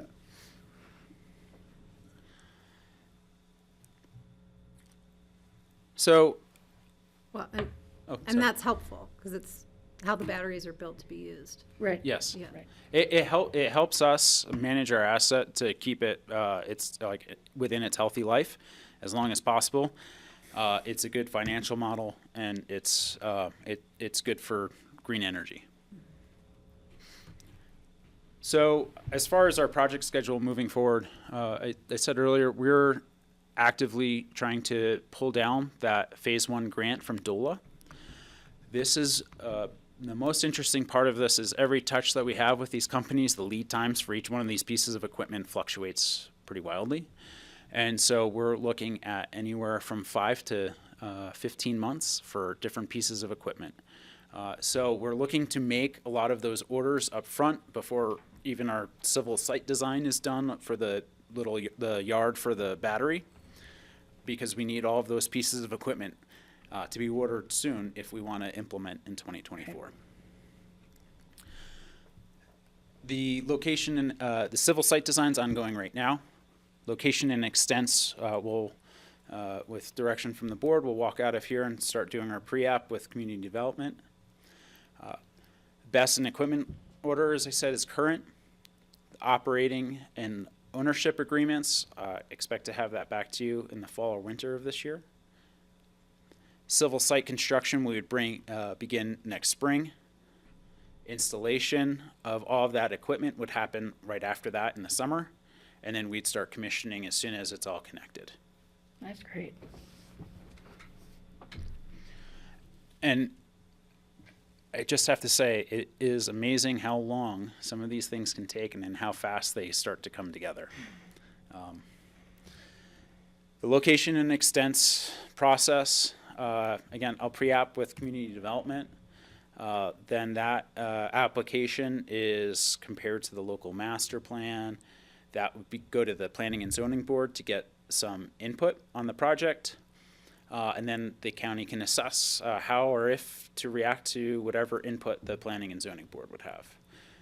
The board is the applicant and is the approver of the project. And their criteria is related to compliance with the master plan?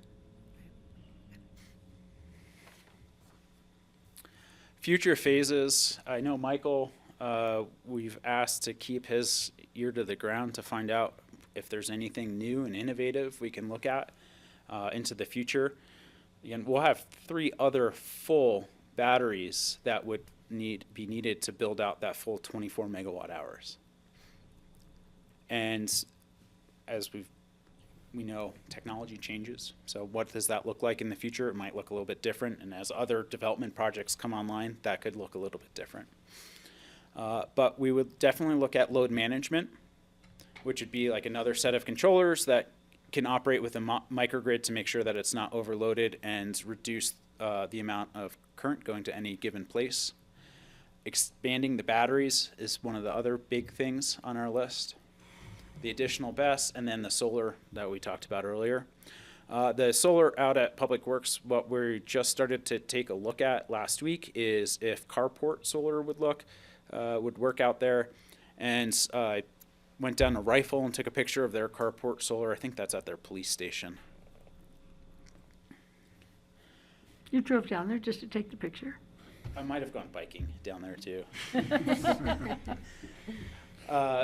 And then as far as, phase 2 goes, we are very actively pursuing a number of grants and different funding streams.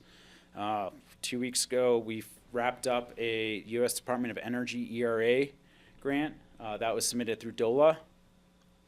And really the first things that we're looking at are more BESS storage, and a lot of these have like different components to them. So if they're like, we want more energy production and storage, then we put the 100 kW project in with that grant application. So that's how we've been managing those grants. And I will say the only other funding update, the only other funding update, as you all know, Senator Bennett and Senator Hickenlooper did support this project for CDS funding, but it did not make it out of committee.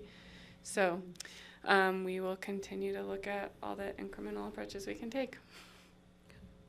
Did was the Department of Energy grant a package grant from DOLA, or is that specific to this? The state did take lead on a grant, so we went in partnership with San Luis Energy, and I'm forgetting the other one.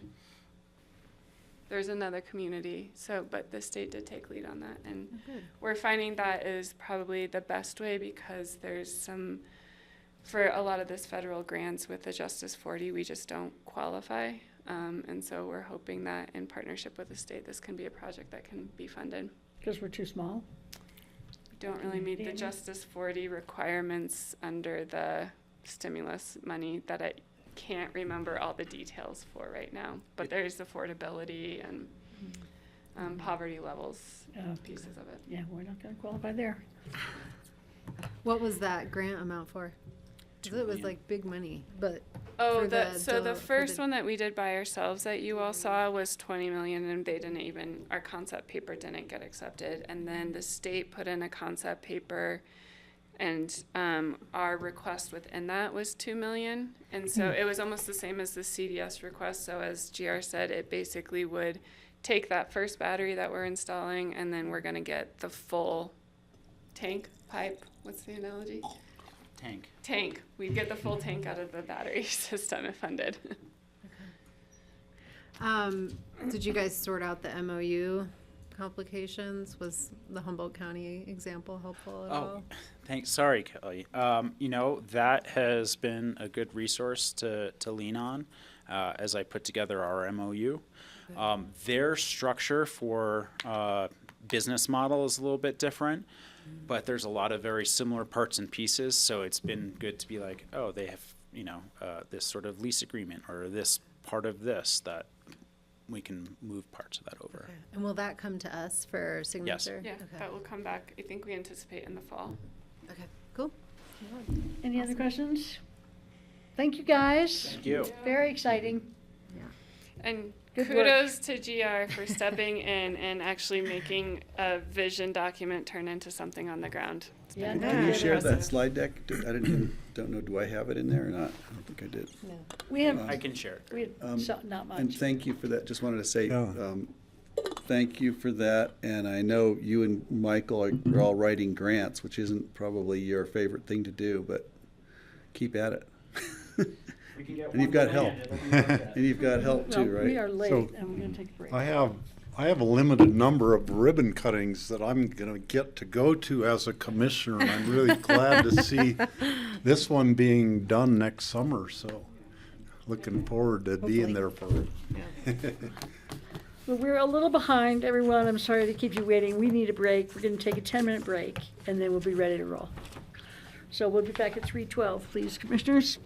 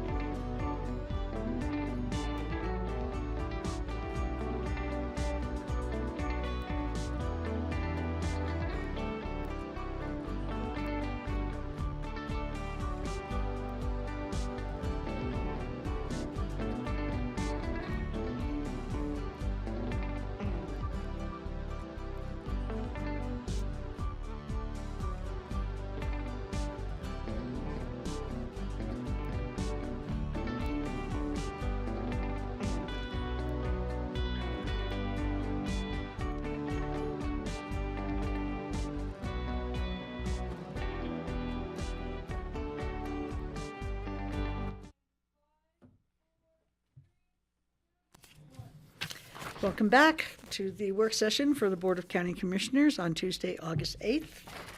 We are going to talk about the recreation planning regarding a bike lane to Maroon Creek Road.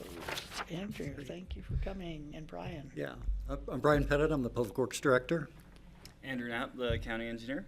And I'm just going to kick this off briefly because this started before Andrew was employed with the county. I blame a lot of things on GR Fielding, and so this. Go ahead. Yes, but the board actually funded this $50,000 study to look at climbing lane on Maroon Creek Road because of the multitude of bikes that have been going up there over the last 5 years.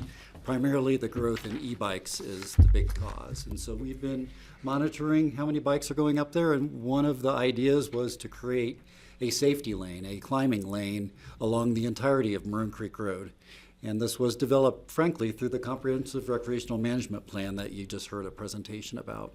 And so through cooperation with RAFTA and the Forest Service and the county conducted the study. And Andrew's taken it on since he's been employed. How long have you been here? 8 months or so? Yeah, so the last 8 months he's been handling this project and is wanting to present out the findings and some of the input that we had from RAFTA. But with that, Andrew. Yeah, thanks for that introduction, Brian. I think a lot of this is a little redundant from what you heard about the recreational management plan. But just to put it into context is, there's over 300,000 annual visitors to the Maroon Bells.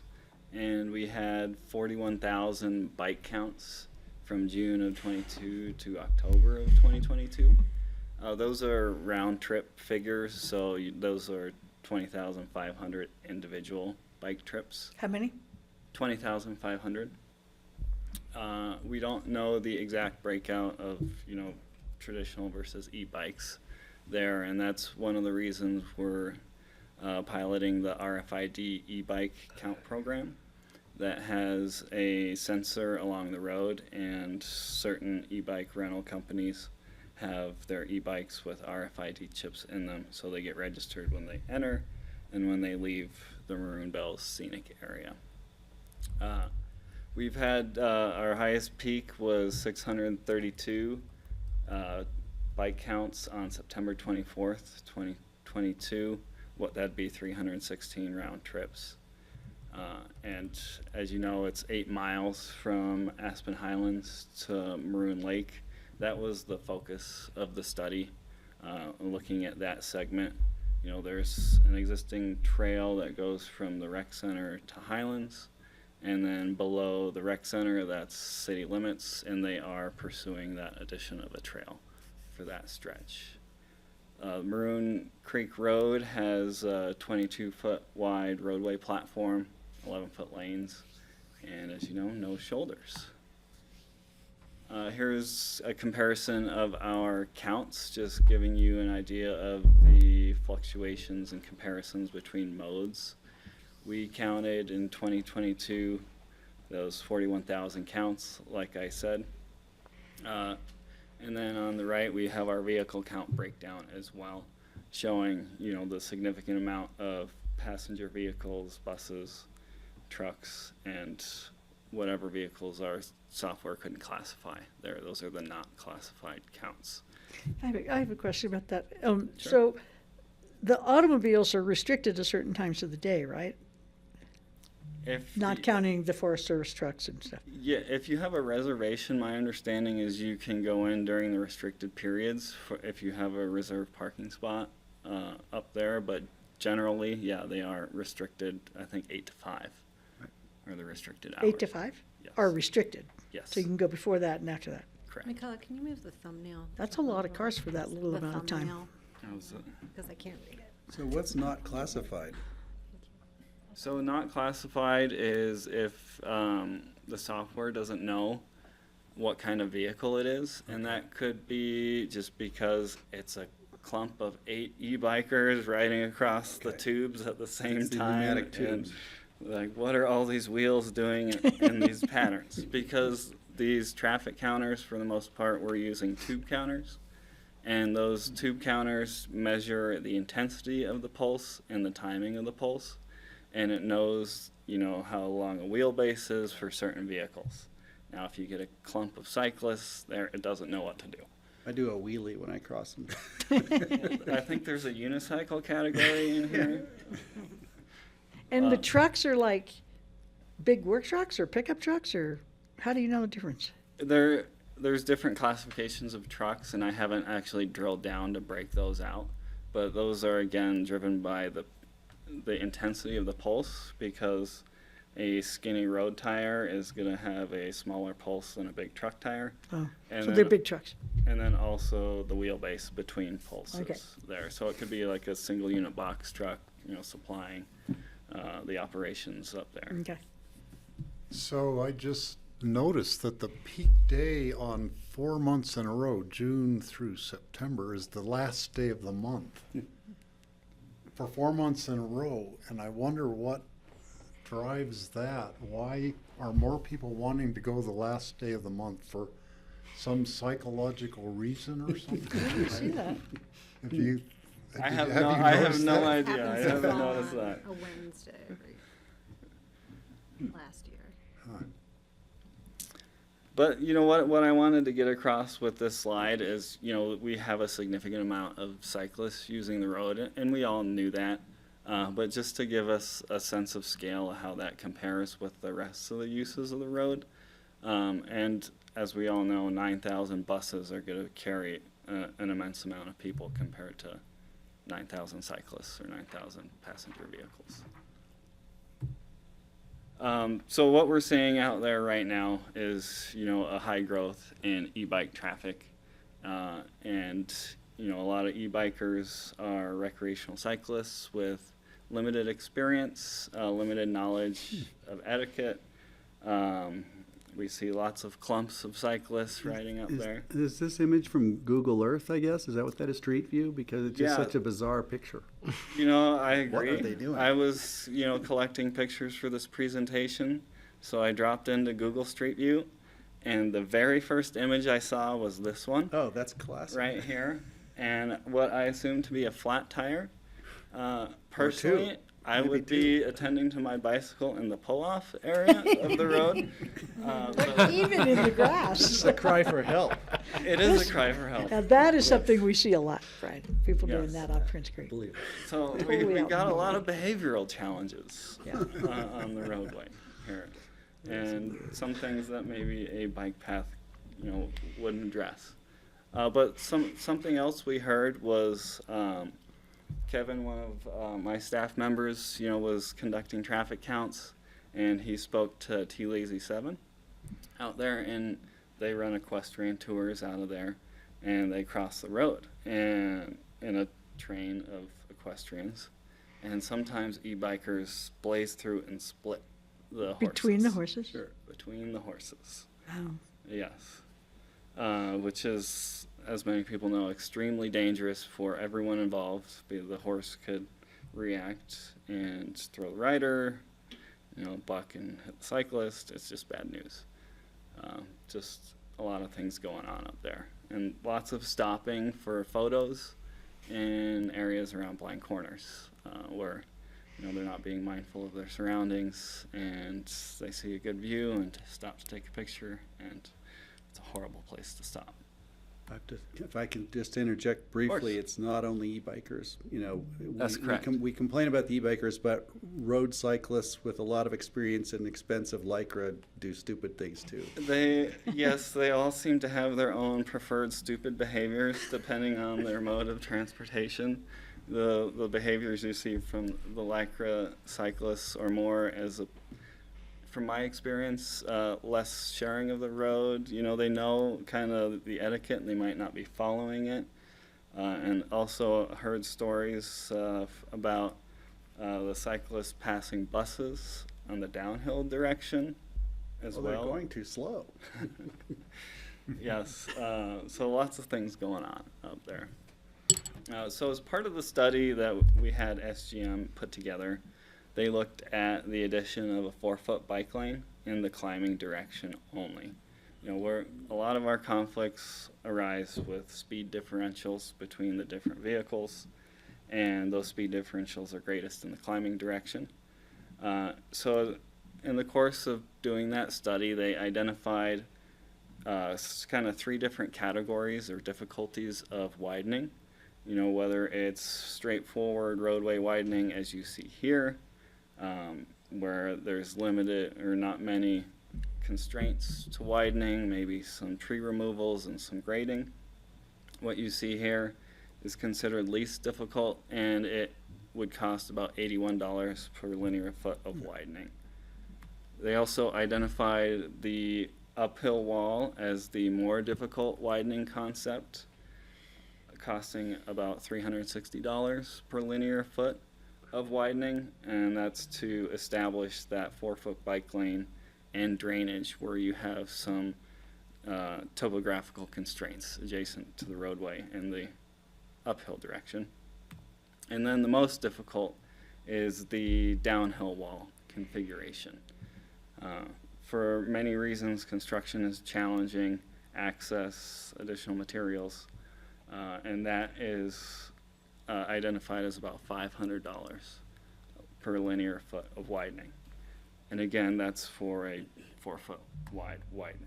And that's what you have to have, that fancy rock work and stuff. You can't just have like a gravel path thing. Like, it has to be that level of complexity and high grade materials. And so for that ready rock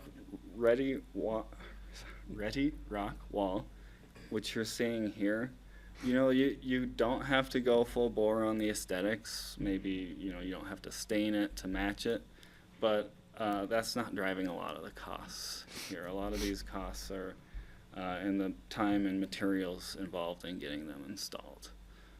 You can save a little bit with aesthetics, but that's not the major driver of the costs on here.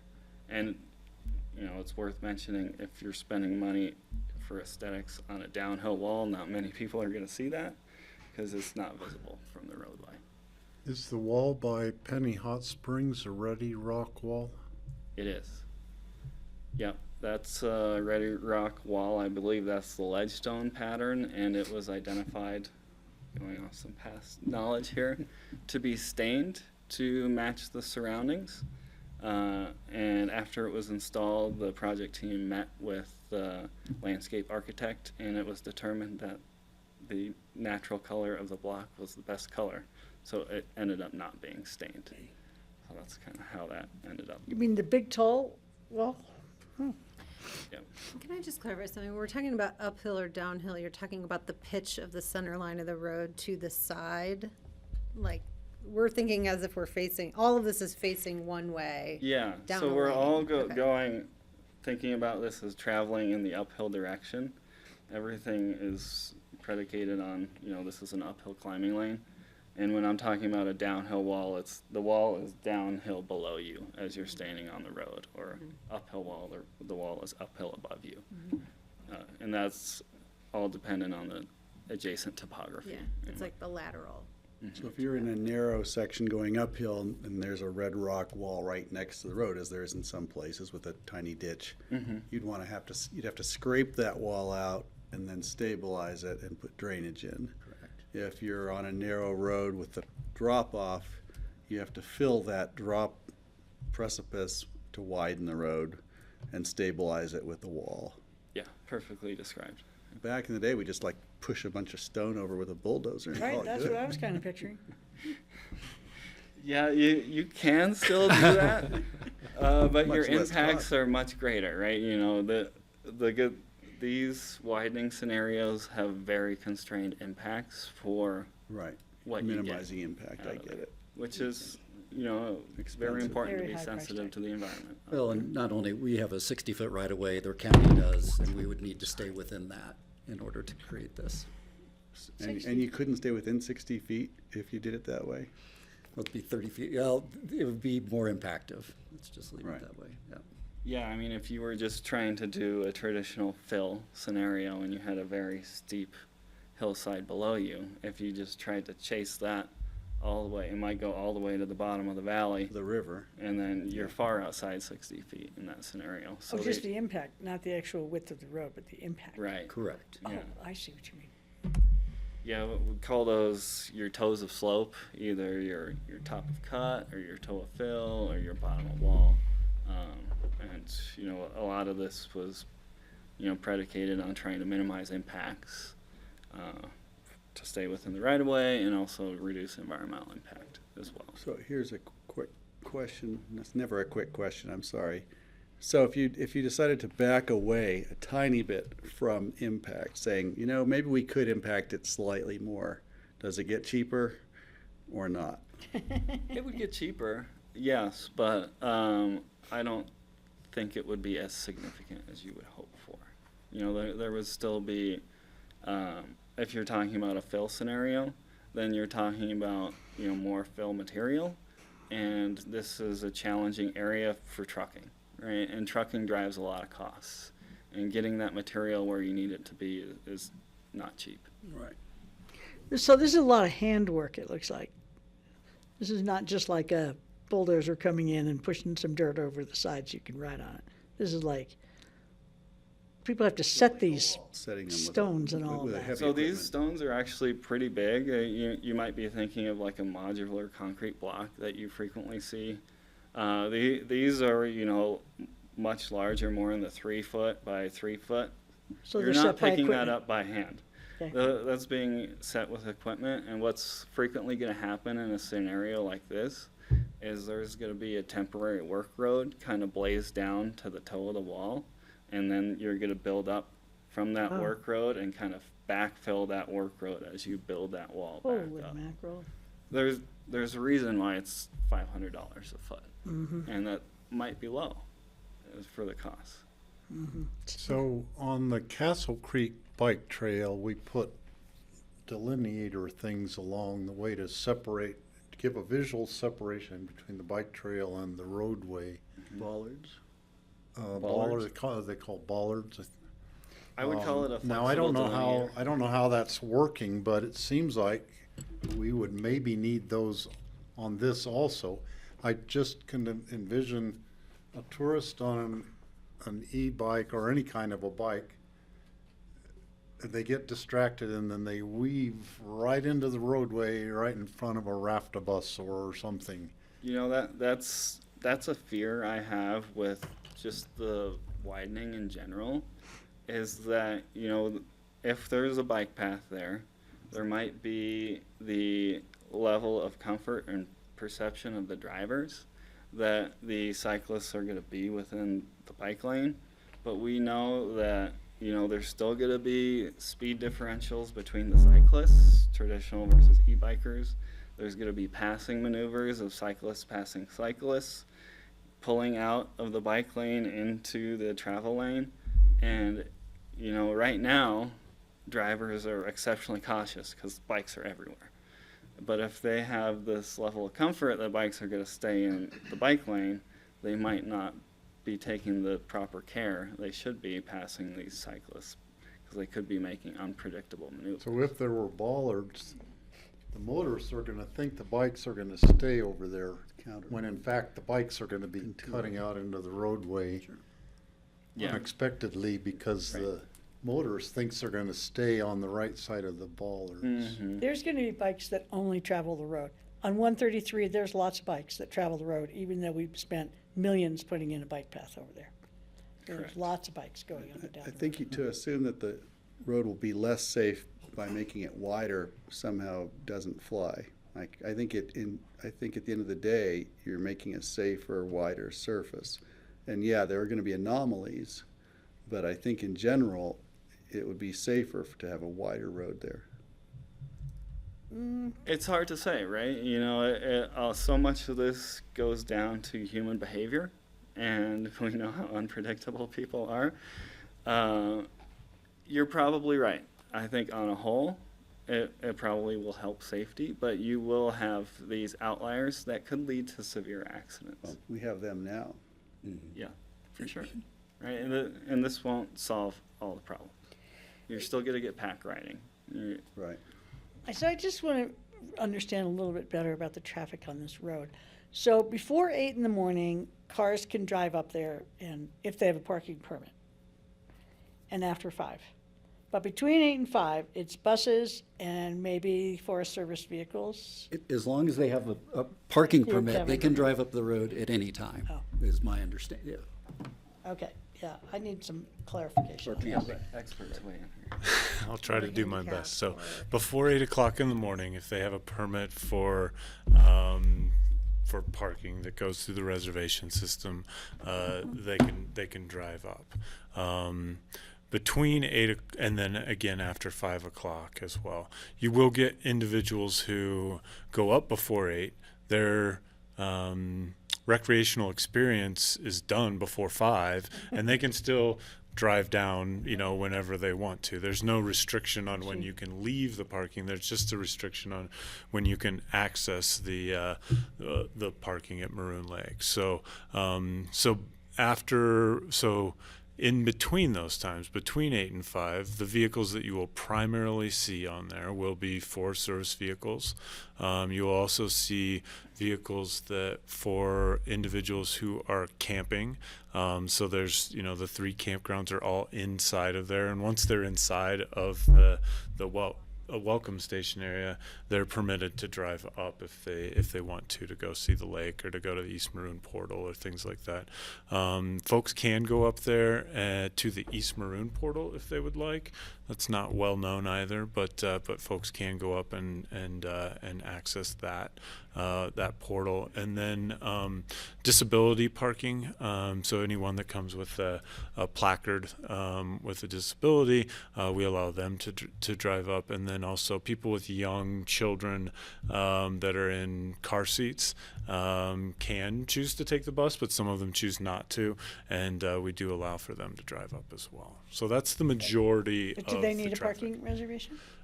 They're supposed to, again, because there's normally some parking to be accommodated. We do accommodate that from time to time as well. So that's I would like to see a majority. breakdown of how many cars are on the road between 8 and 5. Because it seems like most of them are going to be before 8 and after 5. Do we have anything like that? We could produce that. Okay. Yeah, we just have to drill down into our traffic data.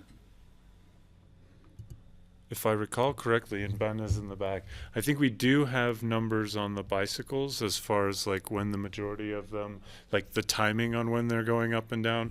If I remember, it's the times when you would expect. It's like 10 to 2. 10 to 2. That's the prime time for biking, if I recall correctly. So we do know when most of the bikers are on the road. Again, not everyone, but when the vast majority are. Evenings are a great time to get out there. Say again? Evenings are a great time to get out there if you don't enjoy crowds.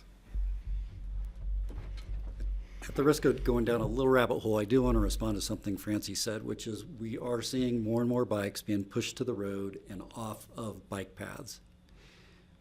So there is a trend for road bikers to want to be on county roads rather than on bike paths because they're getting crowded.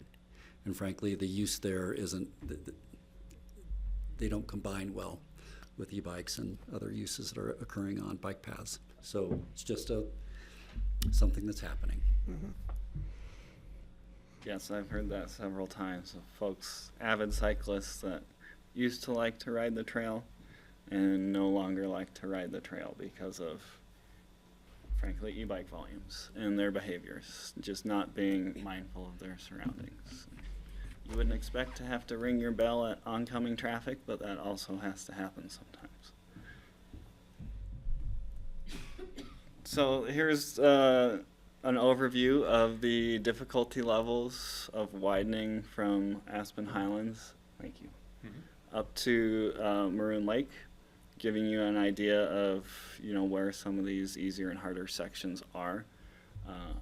A lot of the most difficult sections are down closer to Aspen Highlands. Could you show where the entrance station is there?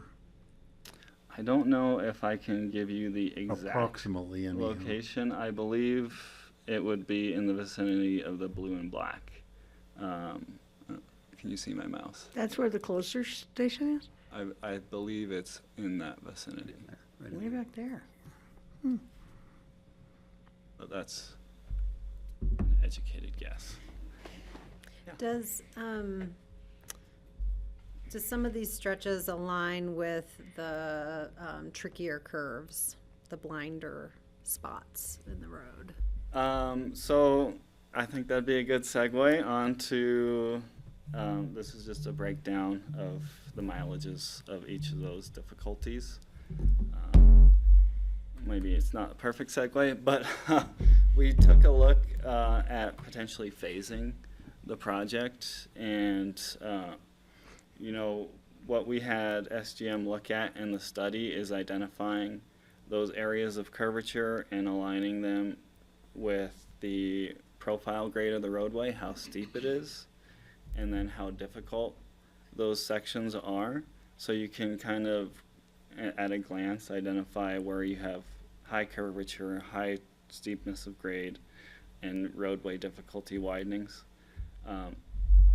But then we also took the step of reaching out and discussing with RAFTA, you know, what their perspectives were on widening and where they had seen a lot of conflicts and what they would like to prioritize as far as widening. Because if you look at the overall cost of the project, it would be $16.5 million to get this 4-foot trail from top to bottom. And we know that's not a digestible dollar figure. Even if it was, you couldn't construct that in a single season. So, you know, phasing, if this were to move forward, would be imperative. So with those discussions with RAFTA, they identified the curvature above Aspen Highlands, but below the entry gate as being their highest priorities. They see a lot of conflicts there because there is limited sight distance. There are some steep grades. But, you know, if you were just to focus on these specific curves of concern, you would potentially have additional conflicts that arrive at the ends of those widenings. Kind of back to that discussion about people popping back into traffic unexpectedly. You know, the 4-foot lane ends, they're back in the lane. Do they look over their shoulder or not? Does the car expect them to jump back into the lane? So there could be additional conflicts that arise with a patchwork widening. But we did price out the patchwork widening, and that was identified at $2.25 million for these curves of concern between Highlands and the kiosk. But due to, and here's moving on, you know, due to those concerns about, you know, the patchwork widening, we also looked at what it would cost to connect those patches and to have continuous widening from Aspen Highlands to the kiosk, which could potentially be a phase 1 if we didn't want to do patchwork. And what we saw for that would be $5.5 million to do that widening between Aspen Highlands and the kiosk. What you run into is you have a large concentration of your most difficult widening areas in this stretch, which drives a lot of your cost. And it's important to say that this was a study. There was no survey. These are preliminary numbers, and as we know, they're almost always wrong, but they get us in the ballpark of kind of what that scale of a project would look like. A $5.5 million widening project between Highlands and the kiosk. That's a large project, and it's going to come with a lot of construction impacts as well, right? Because you're going to have to take a lane to do these widenings, right? You're going to have somewhere for the work to take place. So you're going to have large construction impacts for any of these projects to take place. That happens anytime you do a road project. Yeah, So it's I not- just want to make it clear that Doesn't you know, happen that there's a overnight. lot of costs that come with the project beyond just the monetary costs. And we're just talking the uphill lane. Uphill lane only. Yeah. We're not seeing as many conflicts in that downhill direction because speeds of cyclists can meet or exceed speeds of vehicles on the downhill direction. What is the construction feasibility through T Lazy 7? I mean, their parking, their operations come right up to the edge of the road. Yeah, and that's something that wasn't fully fleshed out as part of the study. That could become contentious. There would have to be a lot of collaboration to, push widening through that section. Like you said, those animal pens are right up against the road. So a lot more thought would have to take place here. The study was pretty big picture view, right? How difficult is the widening itself, and what would that take, and what would it cost? If you were to pursue this, you would need a full-blown design, public outreach, engagement, and to flesh out a lot of those questions. And was the lower portion of this widening considered with the open space trail projects that are happening further down the road? Like, would they link up with the trail that comes from the Arc, not fully up to Highlands, but almost up to Highlands, and then further down? The exact details of those connections weren't identified in that study, but that is something you would for sure want to take into account and accommodate to make sure there is that continuity of connectivity for cyclists up and down the road, piecing all these patchworks of trails together so you don't get those erratic maneuvers where there's confusion taking place. So this was a feasibility study that gives us a ballpark of what the cost would be. We didn't get into that level of detail. I think that would be the next step if the board wanted us to do that. So what are some alternatives to this $16 million project? How about a sheriff's deputy goes up the road once a week and stops bikers and says, you're supposed to be riding single file, there's cars coming, there are buses, blah, blah, blah. Or we talked about before where before they rent an e-bike, they have to watch a video and have to understand what the rules of the road are. Or we close the road between 10 and 2 to vehicles except for Forest Service and buses. Or, it seems to me we can come up with some other things that also might be safer than some of the dangers that you said might occur with the bike lane.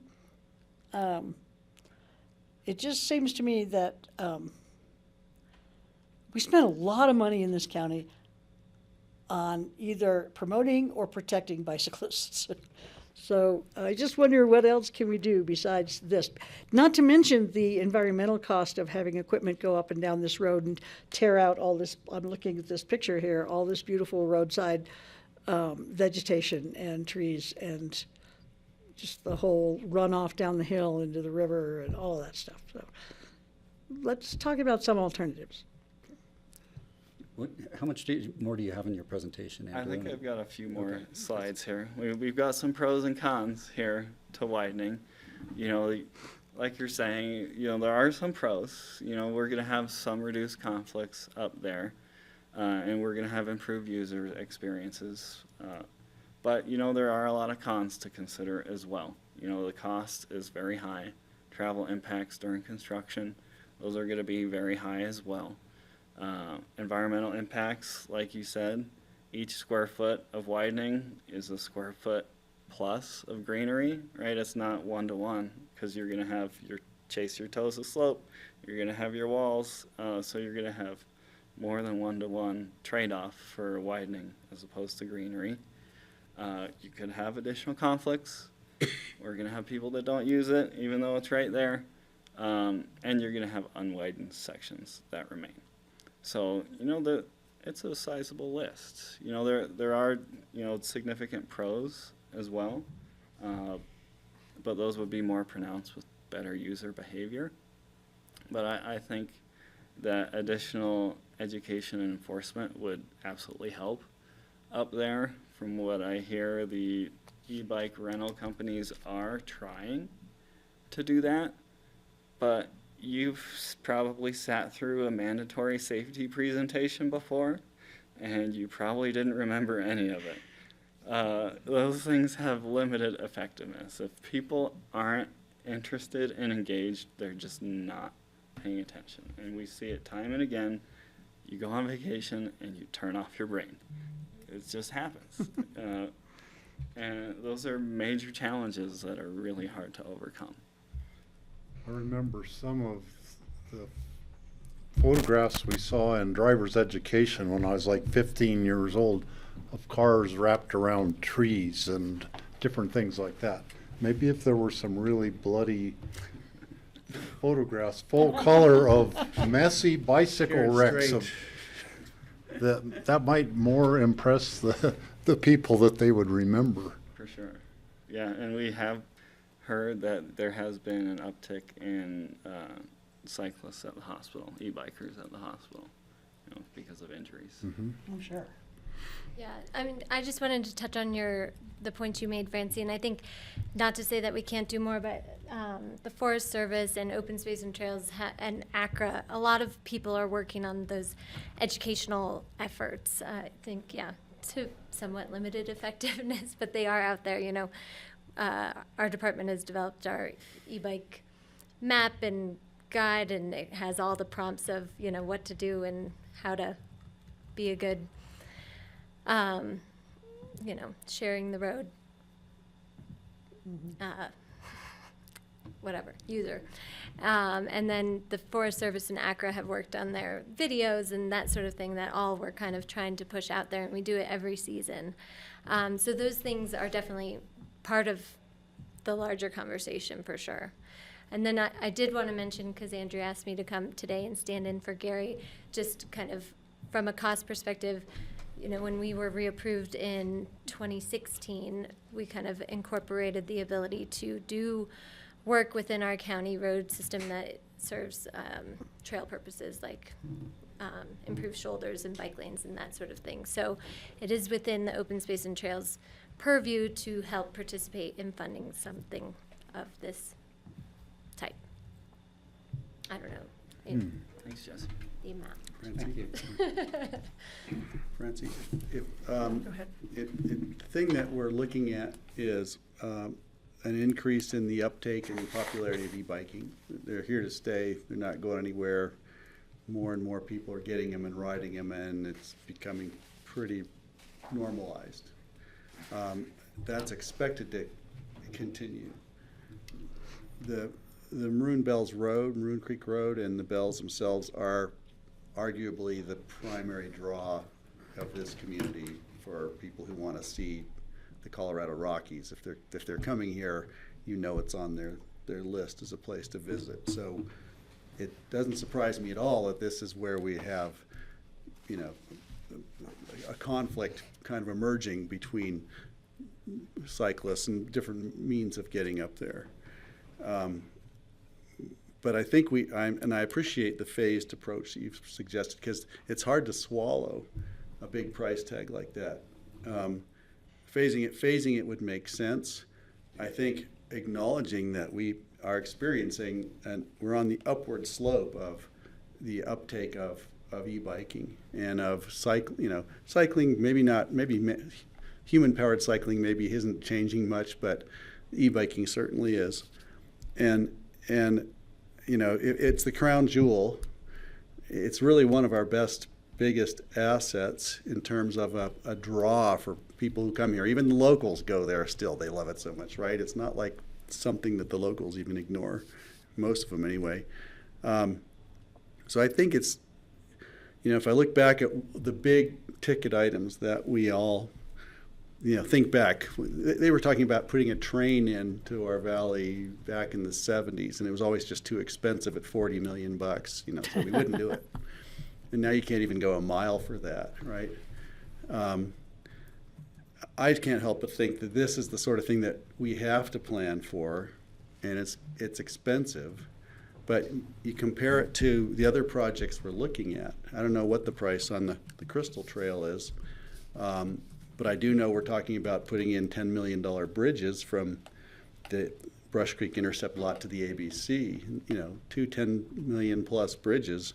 We're, you know, all of a sudden you're thinking, wow, what's going to get more traffic? What's going to see more tourists?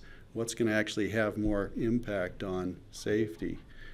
I don't want to compare and cherry pick, but I'm just thinking, you know, a piece of land less than an acre in town is selling for 20 million bucks, right? So I think that it's hard not to choke on the price tag.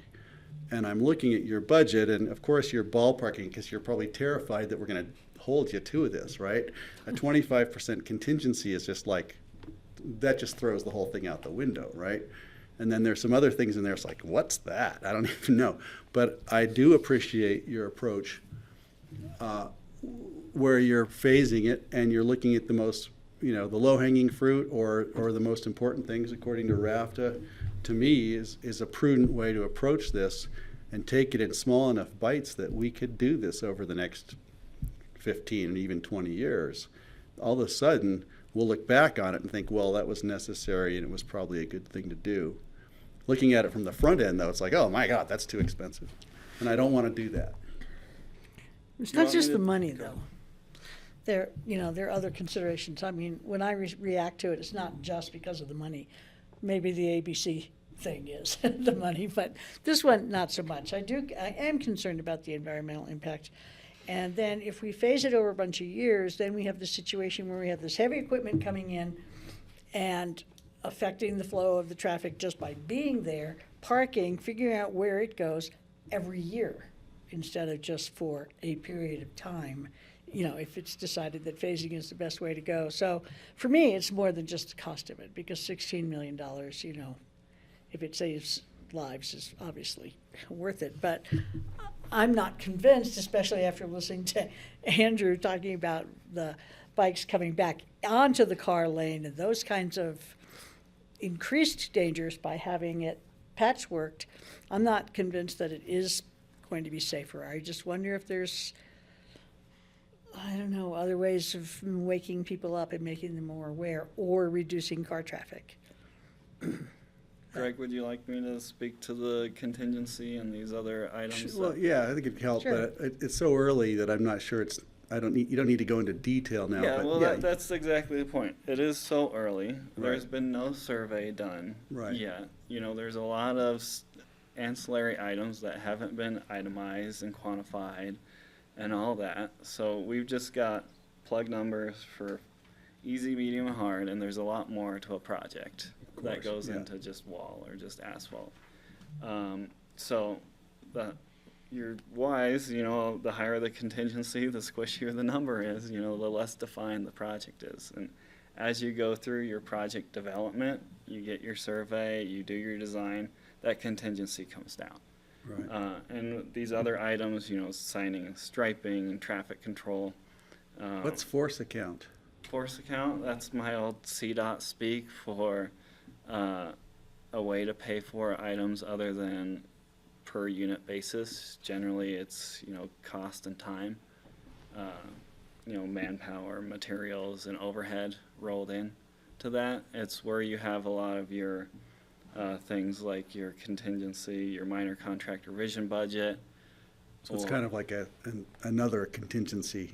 Correct. Okay, so Yeah. we're at 30% on contingency then. Well, then we've got traffic control, right? And traffic control is a necessary cost for a project. Sure.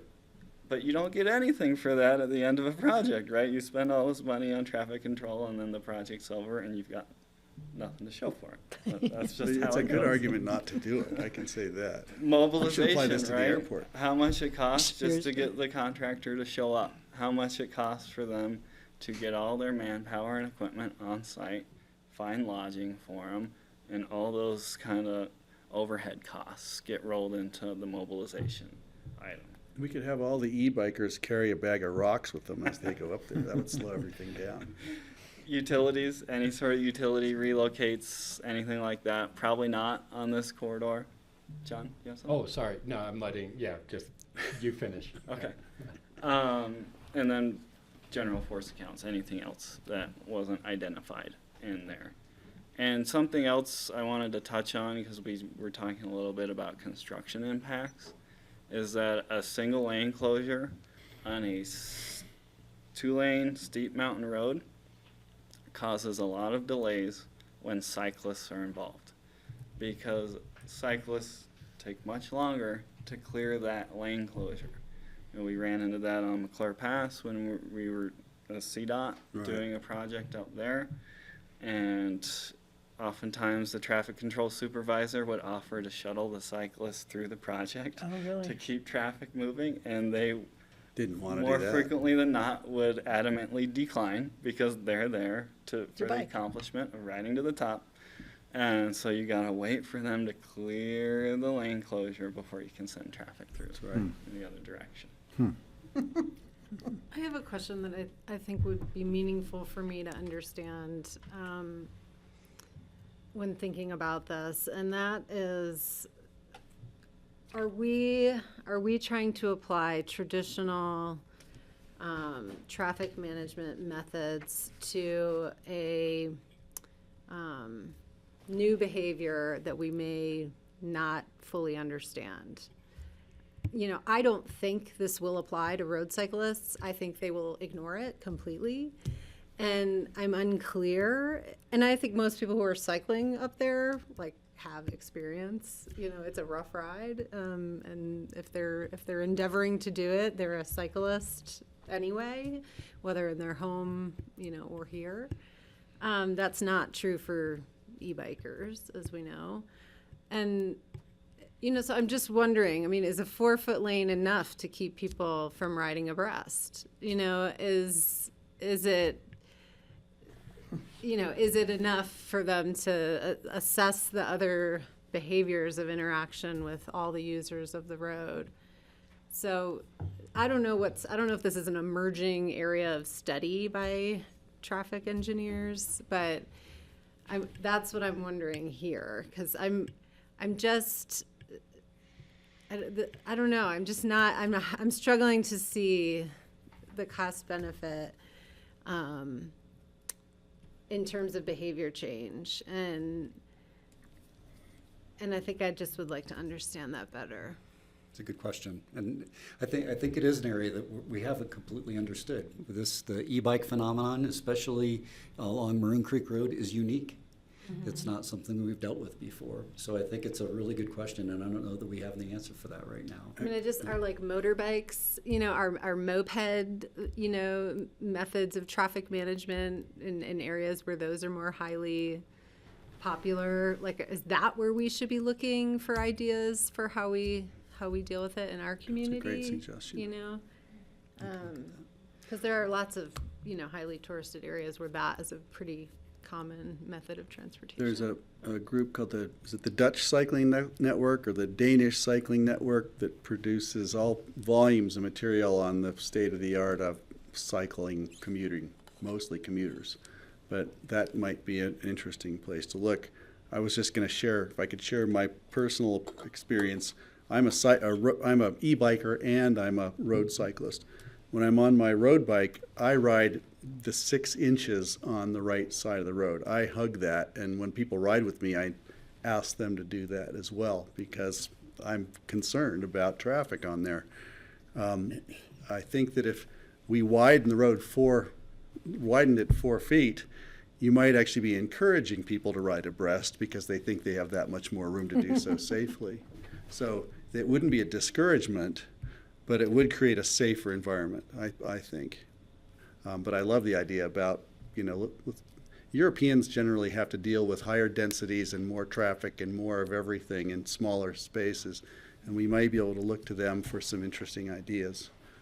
Or like parkways, like even through like Denver's Wash Park. I mean, there's an area that has pedestrians, bikers, cars, all sort of, you know, they don't have the issues with the blind curves, but moving through there.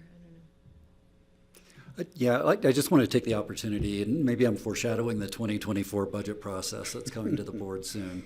So when we look at this, we look at the system-wide. We look at all of the 300-plus miles of county road. And this is adding to infrastructure that we currently cannot take care of completely with the funding that we have. So it's hard from a staffing standpoint to recommend adding to infrastructure that we're not maintaining. We have deferred maintenance on bridges that we need to be taking care of so that they are operable in the future. Right. So I think, I just wanted to get to it, Andrew, is, you know, we have federal lands access program grants coming in 2024 that would be a great program to possibly get funding for this. This is the same funds that we we're building a new Brush Creek Park and Ride. So we have had success with that. That would be a great grant to apply for, and I think a good opportunity. I'd rather apply for a grant for a bike path than for a bridge. Yeah. I'd rather fund a bridge replacement that's needed rather than a bike path that's extra. Right. Copy that. And that was the point I was going to make earlier, is that we need to look at all of this in the context of our overall system. This would absorb fully what we have, in 8 or 9 years of road and bridge. Now, there is an allowance within the Open Space and Trails Fund to allow for this kind of widening and participation. There are other priorities also within that fund for the dollars at the moment. And so this is pursuant to analysis that we're asked to do. But I don't want you to take this necessarily as a staff recommendation that this would right now be the funding priority outside of that budget process. Yeah, I just had a quick thought about, and this could be misleading also, but if we did a white line that was just like 1 foot off from the edge of the road, and we made it clear that this is where you should be riding, and I don't know, I mean, who's to say they're going to ride on the bike path compared to that 1 foot section? And I think painting a white line up is a lot cheaper. But I mean, I don't know if it would be at all effective, but it might make people think, oh, I'm supposed to be over here, not in the middle of the lane. And, if the rental shops and stuff were really clear about that, and we had some enforcement. I'd love to see it striped. What? I'd love to see it striped. Yeah, Steve? So the data from Europe shows that a totally separated bike lane is what they are building in Europe, the places where there's lots of bicyclists. So everybody is separated from the motorized traffic, and that's the only safe way Like on 133. they do it. Yeah. Doing just Now, I'm fully in favor of having wider paved shoulders on state highways. And now I see what some of the costs of it is per foot to do that, which is basically what we'd be adding, a 4-foot paved shoulder. There would be some bicyclists who are coming down who are going to go over on that because they think that's the bike lane, and they're going to be on the wrong side of the road going down. I guarantee you there will be people doing that, even though it's totally the wrong thing to do. If there were any way we could do a paved shoulder on both sides of the road, I would do that. And that like doubles the cost of the whole project right there. Yep.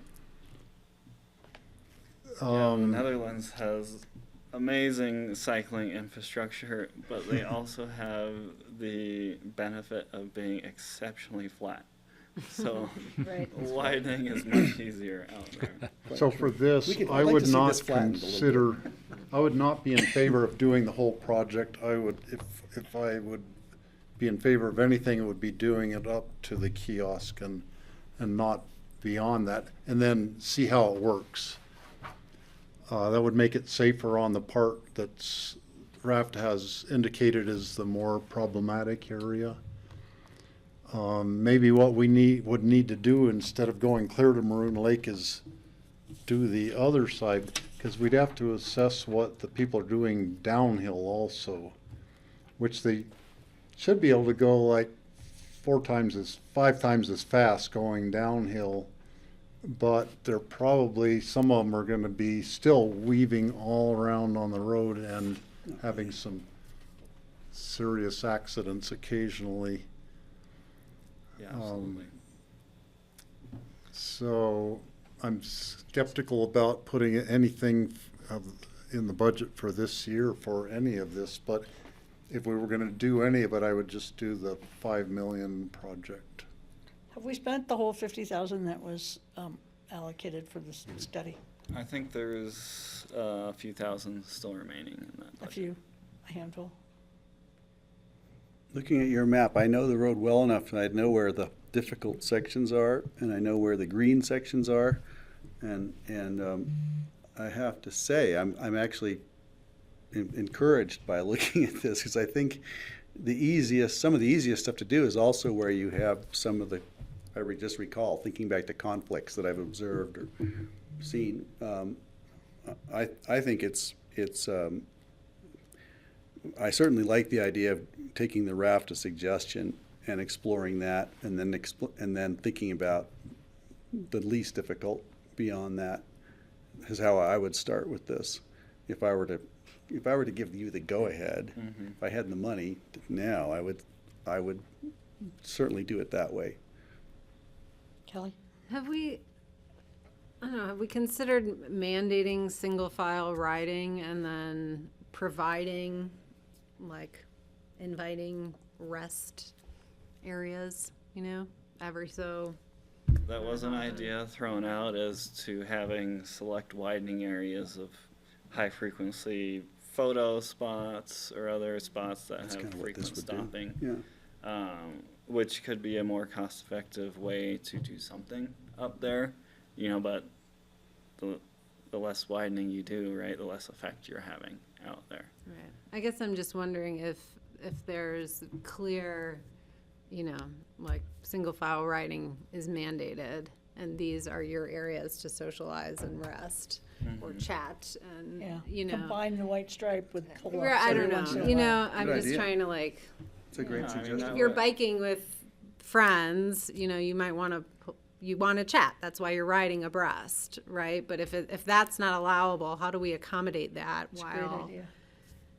really enforcing that the safety is paramount? Yeah, that could be a way to help address it. It should, if behaviors follow the rules, that would reduce a lot of conflicts out there. We see a lot of conflicts generated by the pack riding, which makes it really hard to pass safely, and then the longer someone has to wait behind a pack, the more risks they're willing to take to make a pass. You see it every day on the road, right? People making erratic maneuvers because they have to wait for whatever reason. Well, when we drive cars, we have to follow the rules. Like, we have passing lanes, and we have areas that say do not pass. And, for the most part, we don't screw around with that because we know what the cost of passing when you can't see who's coming is. Driver behavior is getting worse and worse from my experience. You're right about that. So, Well, I was just thinking of one where, when you and I have both talked about enforce one single lane riding. I mean, it is a sport. So they should follow the rules of the sport. And it's not like just going out and meandering around. And just, it's just like the people on Prince Creek. They're not thinking about the traffic. They're just not thinking about it. And so we need to help, I think, these riders think about who else is on the road, other than just having the sign that says, please share the road. I think we can look at putting additional signage on there, encouraging single file riding. Maybe there are some wide spots that have traditionally been places that people have stopped that we can make a pullout inexpensively. I think we could look at doing some of those things, but from a staff recommendation based on this study and the needs of the rest of our infrastructure, our recommendation to the board is to direct us to look for grant funds in the form of the flat funds that will be available in 2024. And open space funds. Absolutely. That could be the match. And in addition to that recommendation, I would also encourage looking at other ways to deal with this problem other than widening the road. Understood. We have a lot of bike trails. One other thought.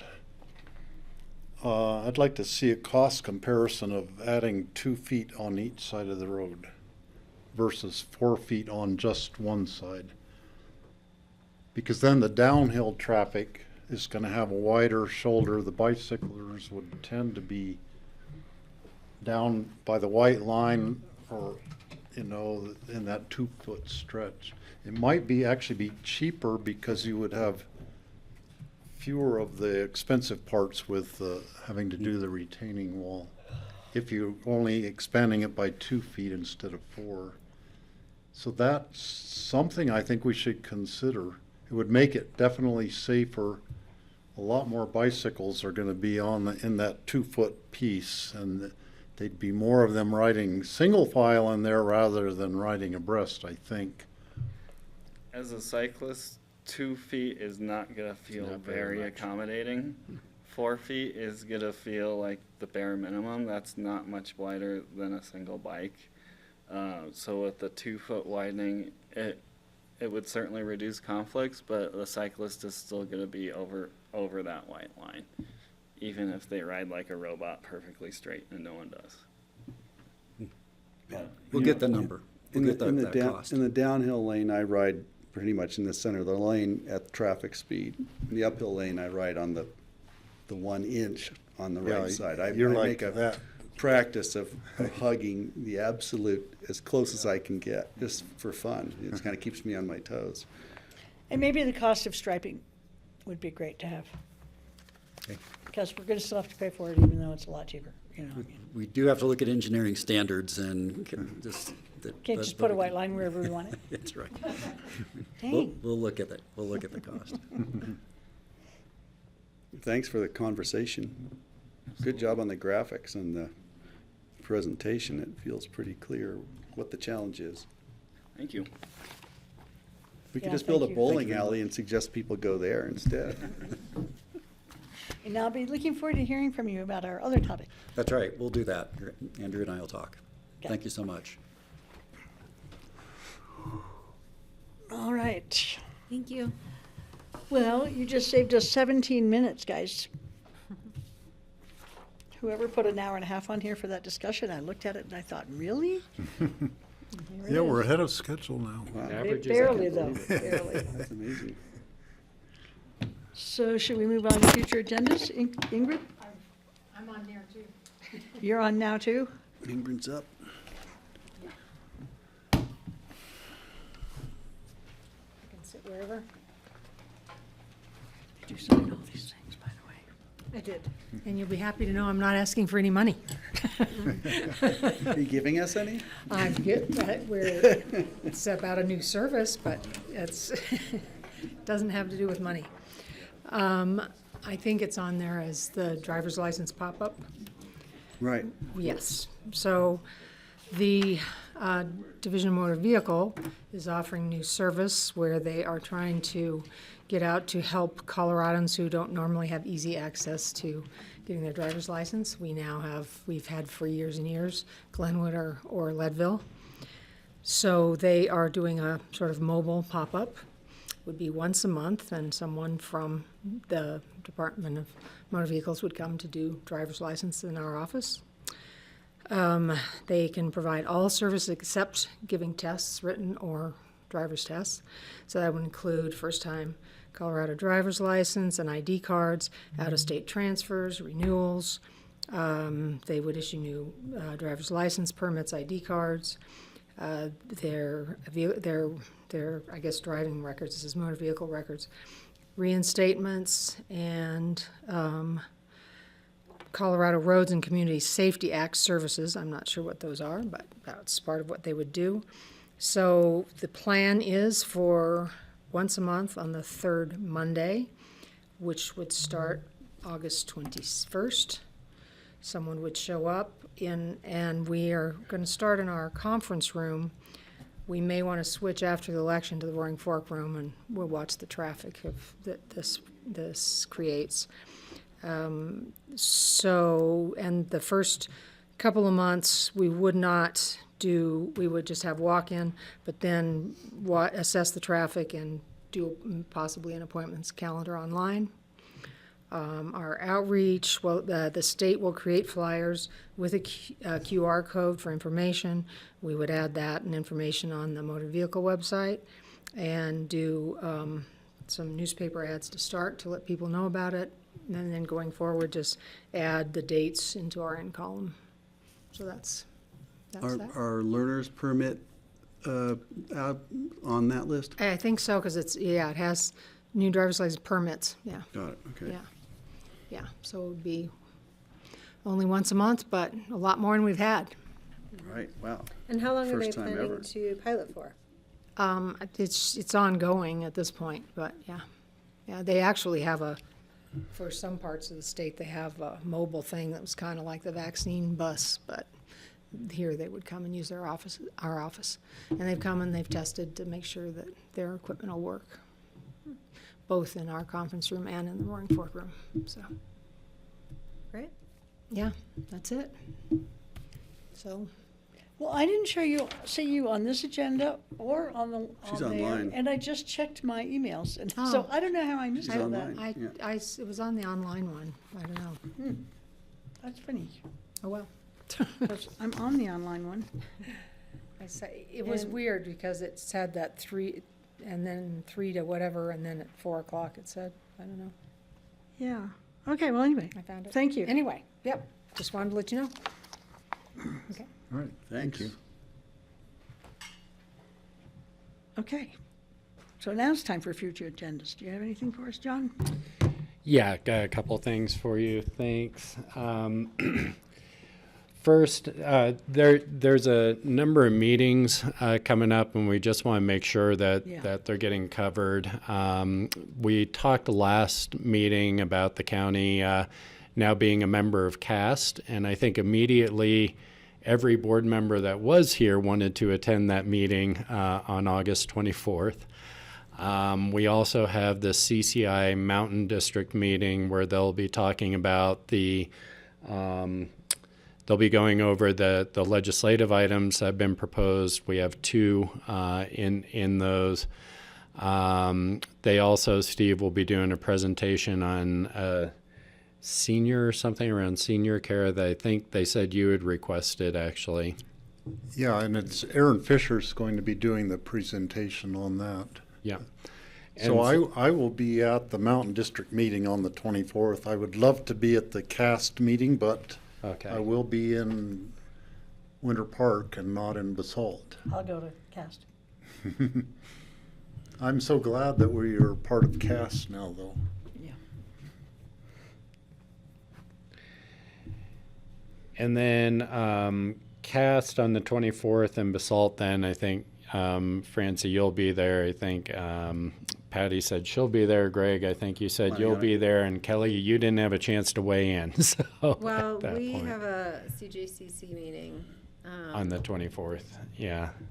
The afternoon of the 24th at 1 p.m.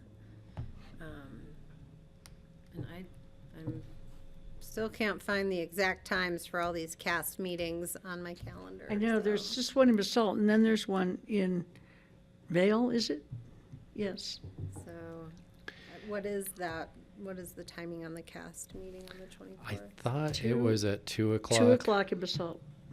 And then an 11 o'clock tour of Burlingame if anyone's interested in that. And then the Vale meeting for CAST is October something, and it backs up to the Mountain 2030 Climate Solutions Summit. Yeah. Oh, I see. Yeah, I could join the CAST meeting because I can just, I imagine CJCC is virtual. So I can do it from Basalt and then go over to CAST. Okay. And then just want to make sure that we had, there's a August 10th, a Thursday meeting, affordable housing for CCI. Do we want staff support at that, or do you? It was unclear to me if staff were invited to that. Okay. Just because they said I wasn't internal clear either. CCI, so I Yeah, we wasn't weren't sure what that meant. Yeah. But I'm happy to ask Reagan, and I can also go to that. Okay, great. And then only other thing, and we don't have a date, but just wanted to put on the board's radar screen. We want to make a little change, and I think it's one that the board had asked for in some fashion previously, and we think this will be a good year for it with the budget process, is to maybe do a mini retreat sometime in September, find a few hours to really talk about prioritization and going through some more policy level exercises, not the numbers right now because we won't have everything, but we're going to have a lot of competing priorities. We've got a lot of big projects, and we'd like to get some board input about priorities before we develop the staff recommendations on budget and then be able to bring those back. We haven't quite figured out exactly what the content of that meeting is, but we're feeling like it would be beneficial before we get into the work sessions and are just presenting staff's recommendations on budget that we have that conversation. We'd probably be looking at mid or late September, and we're looking, you have some light work session agendas, so we might be able to fit it in on one of those days, but maybe get into a format that's a little bit more retreat-like so that we can do some exercises together to try and get at some priorities for the budget if the board is open to that. 12th or the 19th? Yeah, somewhere around there. September. I'm going to be out that first week in September, so it'd probably be the 19th or such. The first week is the 5th. Yeah. Through the, so you'd be gone the 12th, or you wouldn't? I'll be gone. I'll be back, but I want to have a little bit of So time it'd be to the prep. 19th. Yeah. So probably Tuesday, the 19th. 29th, we have no meeting, correct? Is it a fifth? Of August. That's correct. It's a fifth week. Yeah, either day is fine. Okay. Well, And we'll. so would we imagine we're going to do agenda review that week? Or maybe not the week before? Probably, we don't need to the week before. Okay. Yeah. So the only time I'm gone in September would be the 7th and 8th. Thursday and Friday is Club 20 fall meeting in Grand Junction. But other than that, I will be here. So we call it a mini retreat? Yeah, it's really budget prioritization. We just have so many big projects, and we want to understand which ones to fit in first. Yeah. Basically. I'm feeling a time crunch on my term as a commissioner, and I would love to be able to really make progress on something of real importance. Mm-hmm. Mm-hmm. Instead of frittering away and making incremental progress on a lot of things and not really finishing anything. Well, and one of the challenges that we've had, and this would be part of the discussion, is, do we narrow the scope so we can focus and go deeper quicker, or do we want to incrementally move forward on a lot of fronts? And we might, we've typically, depending on the incrementally projects, moved we might forward. need to do the incremental on all of them. Yeah. But that needs to be the conversation, and just so that we can understand where you're at, so that we can put our recommendations into that context and let you lead on that a little bit. So, okay, that's all I had on future agendas. I'm still catching up with you here. No worries.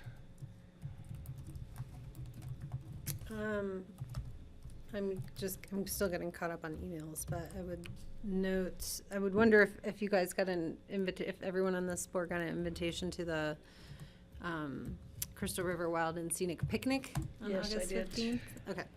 Yeah, I So just saw don't that know if we'll yesterday. have time And to it's- stop, but I plan to go. When is it? Tuesday, August 15th at 5:30. 5:30 to 7:30. August 15th.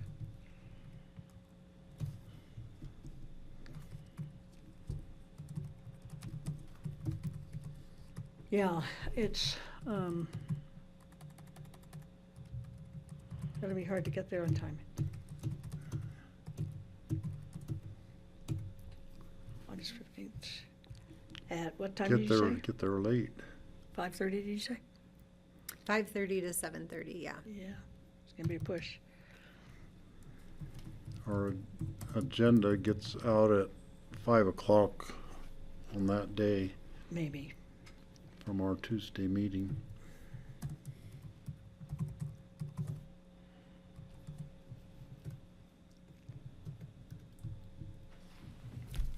On this Thursday, the Board of Health meeting goes till 3:30 is the current plan, and our agenda meeting's at 3:30 in Basalt, so I'm not gonna be in Basalt by 3:30. Could maybe do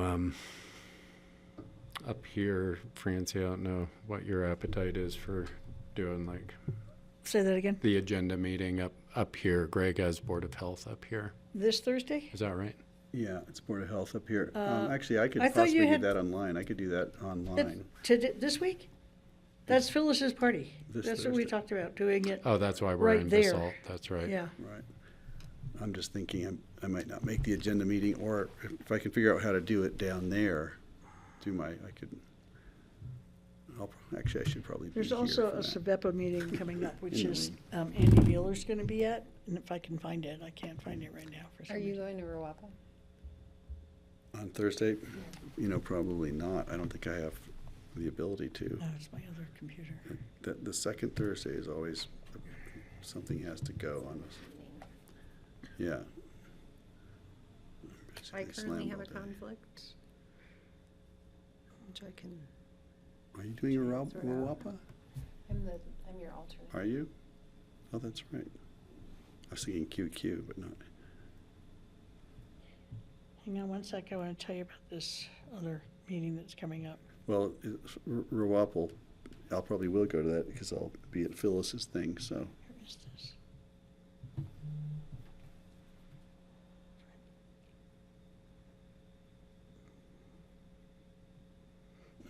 I'll be making a quick Here flyby it to is. Phyllis. Yes, so SAVEPA has their 51st annual meeting on August 20th at 4 o'clock. It's a Sunday. Andy Mueller's going to be there to talk about the River District's involvement with Wild and Scenic. Did you know about this, Kelly? No, but that's okay. It is in Marble on the 20th from 4 to 7 at the Raspberry Ridge Cafe.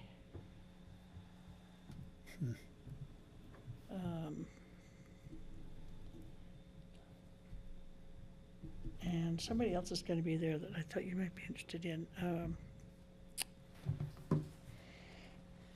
Where'd it go? Anyway, Steve, you usually like to be involved with that too, don't you?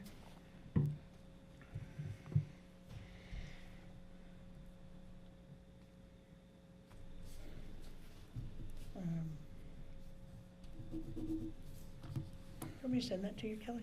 I have it. Okay, good. I'm just not sure if Yeah. I'm attending. Do you have that, Steve? Yeah, I just saw the email on it, yeah. All right, good. Okay, are we caught up on calendar? Everybody clear about the next month anyway? I'm just so anybody knows, it'll be the last week of this month. I'm going to be out of town, taking a kid to college. That's Saturday- exciting. So Saturday, exciting. the 26th. So when are you going? I'm leaving the, let's see, darn it, I just had it here.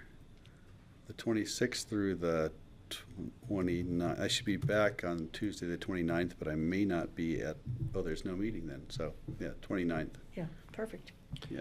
Have a little vacation. You know, and I'm doing the same, but next week Next when week. there are Yeah, meetings. first week Yeah. of September, right? Where are you going? Well, I'm Oh, going just- to be gone twice, actually. Oh. I'm going to be gone, I'm leaving Friday, and I'll be back the next Saturday, the 19th. Of August. Mm-hmm. Mm-hmm. And then gone the first week in September. Oh, And then okay. I'm really going to be back. Okay. All right. Open discussion. I have one very short item. Anybody else have things? I have one. Got a few. John, what do you have? Yeah, so we have Michael here. We have a letter of support for Eagle County Energy Smart Colorado. You should have hard copies in front of you. We're looking for a board signature. It's really to support Eagle County's application at this point. Mine's already signed. You already signed it? Well, it's signed, but it might have been, I think I signed it, I didn't sign it today. It showed up here signed. Is it an e-signature? Charlotte distributed it with your Oh. signature on it. But it is not sent. Not It's not my sent. real signature. It's not the electronic signature. That's interesting. No, it looks electronic. I'm just confused. I don't know what necessarily they're applying for. Yeah. So Michael Port, climate action analyst. Staff was directed to just help craft this letter of support for Eagle County as the lead applicant, but it's also with Energy Smart Colorado, who works with like CORE. So they have partner agencies, and they're applying for this block grant to work on programs for deed restricted housing, and part of they will be benefiting like Aspen area and Pickens County through this funding. So Eagle County was the lead applicant. I guess they needed that to be able to apply for the grant, but it is in partnership with Energy Smart Colorado, who works with CORE. And what is the EECBG? That is the Energy Efficiency and Conservation Block Grant through the Department of Energy, and so like to support building energy efficiency upgrades. You know, insulation, things to seal up houses and make them more energy efficient. And this is through the federal Department of Energy, and not Yes. the Colorado Energy Office? Yes. Okay. And what is our in-kind support? It is just this letter saying like we support this application. That's our contribution to Yes, this? they weren't requesting any other support.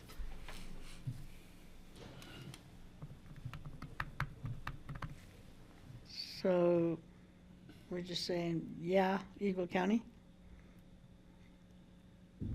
Essentially, yes. Okay. Okay.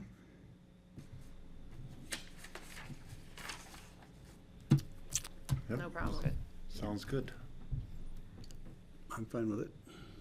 Me too. And then sounds like everyone's good with it, so. Yep. All right. All right. Thank you. Well, Thank since you. we already have your signature, it's easy. Yeah, it's Francie, we'll already, go. I thought it was already mailed off, So actually. nice. And this probably should have come during future agendas, sorry, but August 16th at 1 p.m., there is a fire detection camera demo with Aspen Fire Protection District. Charlotte will forward out that information, but if you could just let Charlotte know if you want to attend, so we can see if there's 3 or more of you that are wanting to do that, and we should post it. Where would it be? Here in town? She's going to forward it out. I believe Okay, it's we'll at get the that. fire station here in town, though. I will And that's not all I've got. attend that. I just wanted to report very briefly on the CORE had an event last week, the State of the Art of Architecture. Maybe it was a week, 10 days ago, at the Art Museum with Roland and Broughton Architect and the American Institute of Architects. They had a program on basically energy, sustainable building, renewable energy practices in architecture. And it was incredibly well attended, an enthusiastic audience. It was really fun to be there and feel the energy in the room. And it reminded me of maybe 5 or 6 years ago, there was an architecture conference at the Art Museum on the top floor where they were asking, they had 5 prominent architects in Aspen talking about their signature projects, what was important to them. And back then it was really the big houses, that they were very proud of the big opulent houses. And I'm probably being unfair because I should be more specific. Some of them were doing innovative, they were all doing innovative work, but generally it was around building these big houses.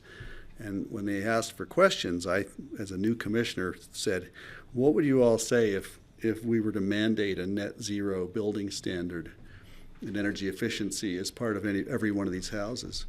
This is And before you asked that, or this is time? last time, 6 years ago. Okay. And the architects on the stage all had reasons why that probably would be really hard to do. But the people in the room, their staffs and the younger architects that I perceived in the audience were like, yes, let's do this. Like I got a sense that this is like something that really interested them. Fast forward to last week when CORE put this thing on, similar questions came up, And they were there talking about how they were going to do this. And they had a professor from the DU School of Architecture there talking about their sustainability practices. We had just had a meeting where we approved some big houses on Red Mountain. And I said, well, you know, one of the daunting things with my question this time was, how do we provide metrics? They make a promise. How do we know that this is even going to happen a year or two after the building is completed? What are you all doing about performance metrics? And it was an interesting thing again. Some of them said, well, gee, that would be really hard. And others ones were saying, you know, we have to do that. We have to do this. So just to see how I think the local industry has been progressing in just that period of time was really gratifying to me personally. But also, I think that they're way ahead of us in many ways, and there's some really smart people working in our community on these difficult subjects, and I'm hoping to involve them more. Like Sarah Broughton was really pivotal in making all this happen, and I said, hey, would you ever want to come talk to us about what you're doing with sustainable building? And she said, yes, I really want to be involved. And I thought, wow, how come we didn't ask her already? So, and people like Sarah, there are others as well. So I found it inspiring, and I'm grateful for that.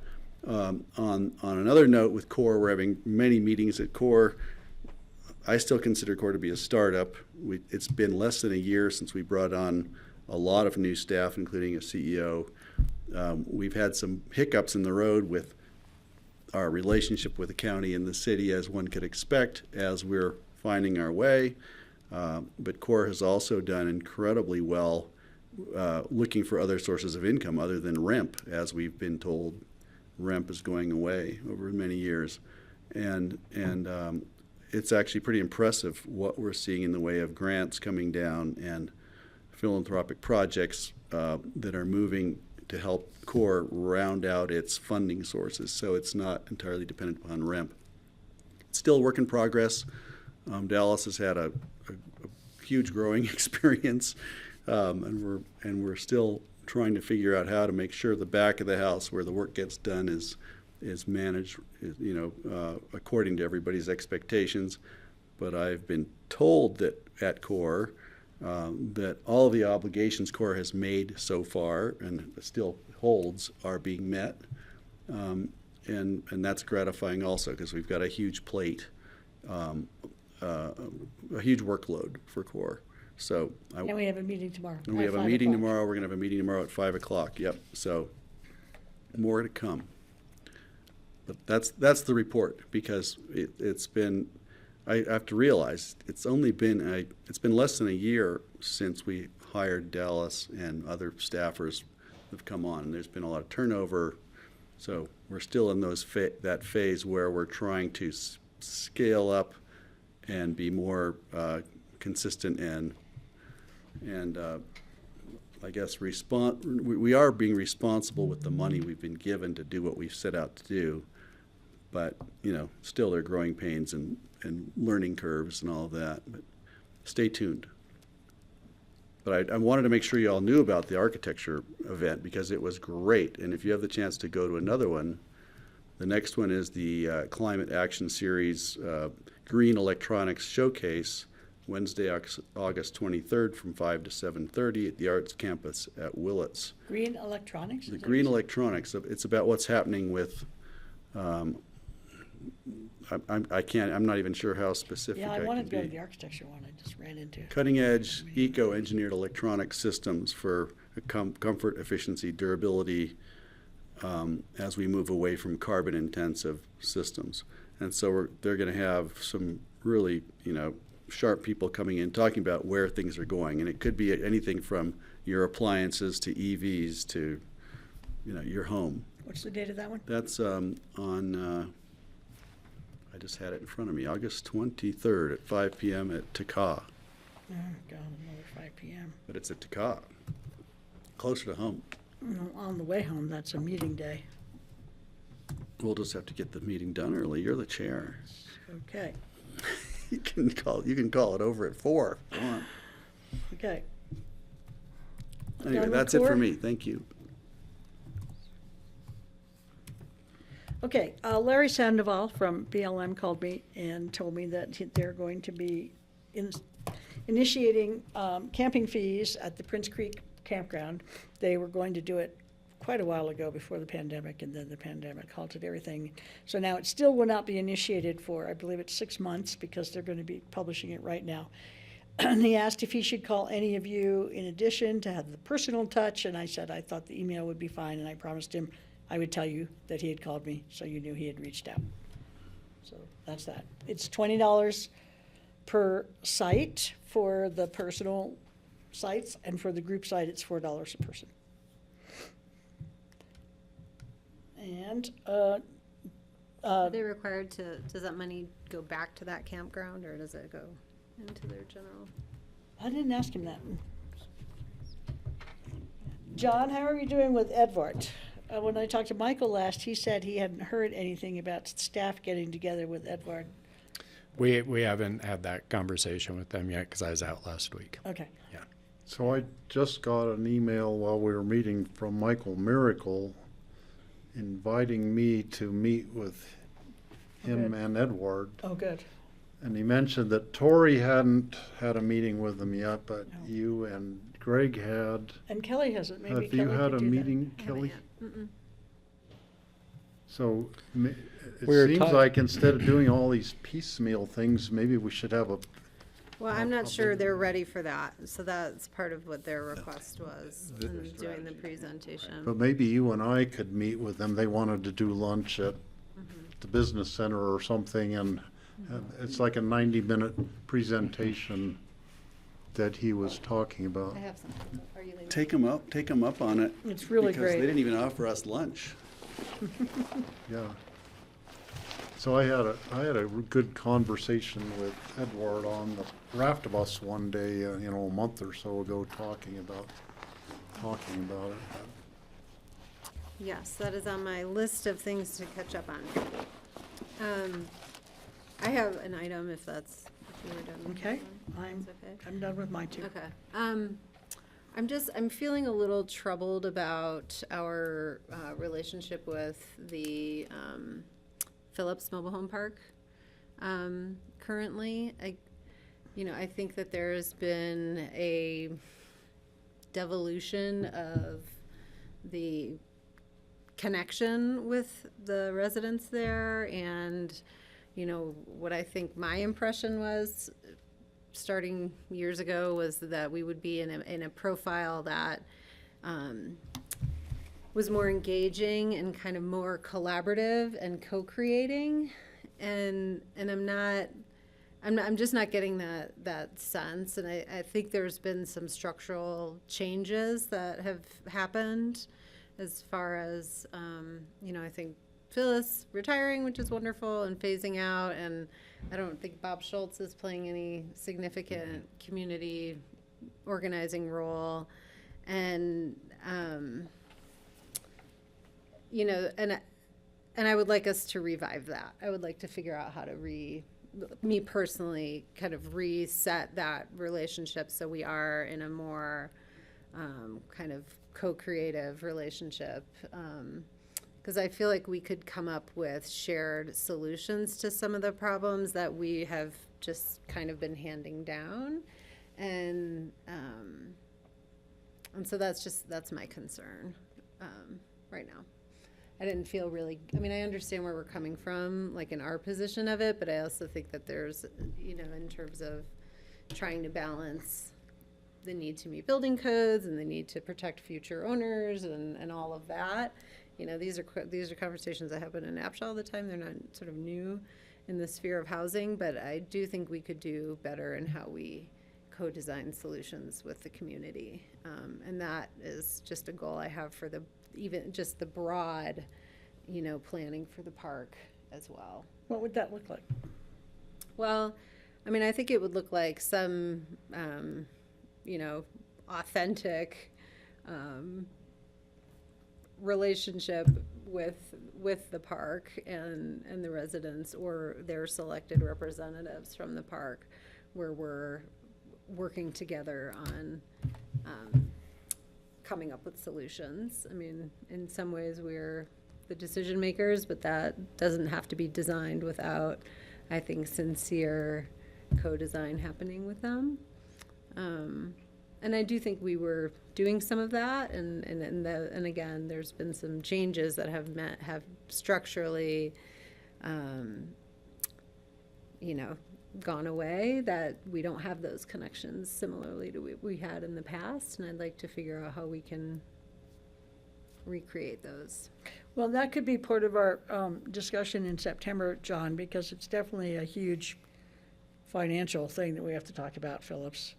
So maybe we could have some time that day, because I wanted to have some time anyway, as we discussed at the last exec session on it, for us to talk about Phillips and where we're going with that and how it's progressing. Is that possible? Is that too divergent from what you had in mind?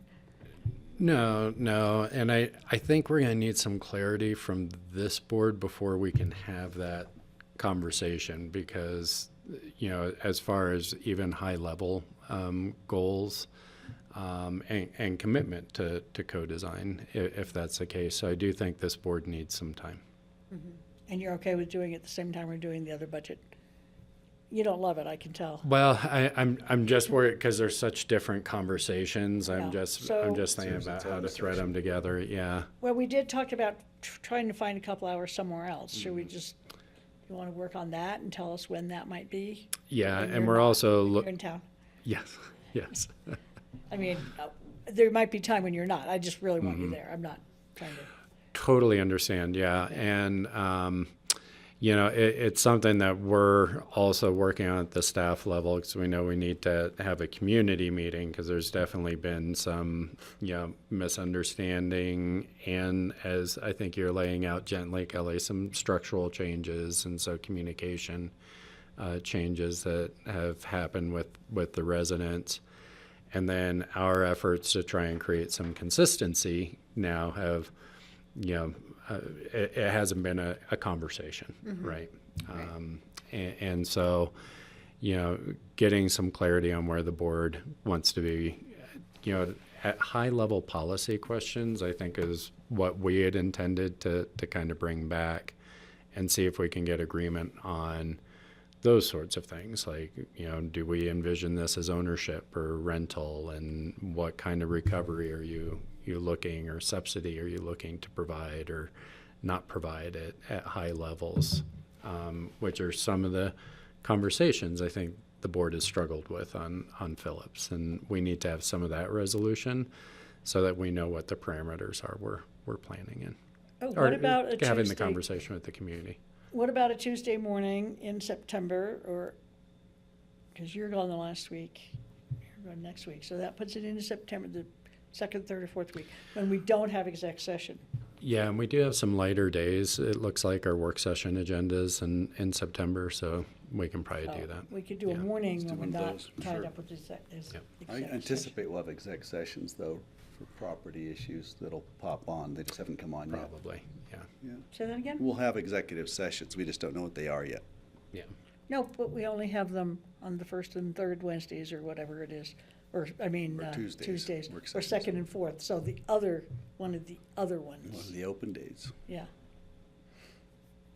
What day is it? Is it the first and third, or is it the second and The fourth? Wednesday meetings are the second and fourth Wednesdays. No, I mean, the exec sessions, Rye said it's either the first and third Tuesday or the second and fourth where they schedule exec sessions. I didn't know that. I just always until thought Rye they said were that. whenever they I know, needed that's them. what I thought, but apparently Yeah, not. they're pretty Wow. regular. What? They're regular. Yeah, that's what I Yeah. thought. So anyway, when they're not. With that, Great, let's does do it. that address what you're hoping for, Kelly, if we have that discussion first and then? Sure. Okay. Anything else? Can't think of anything. Well, it's Tuesday. Let's go home. Thank you. Okay, Andorra. I'll drink to Over that. here.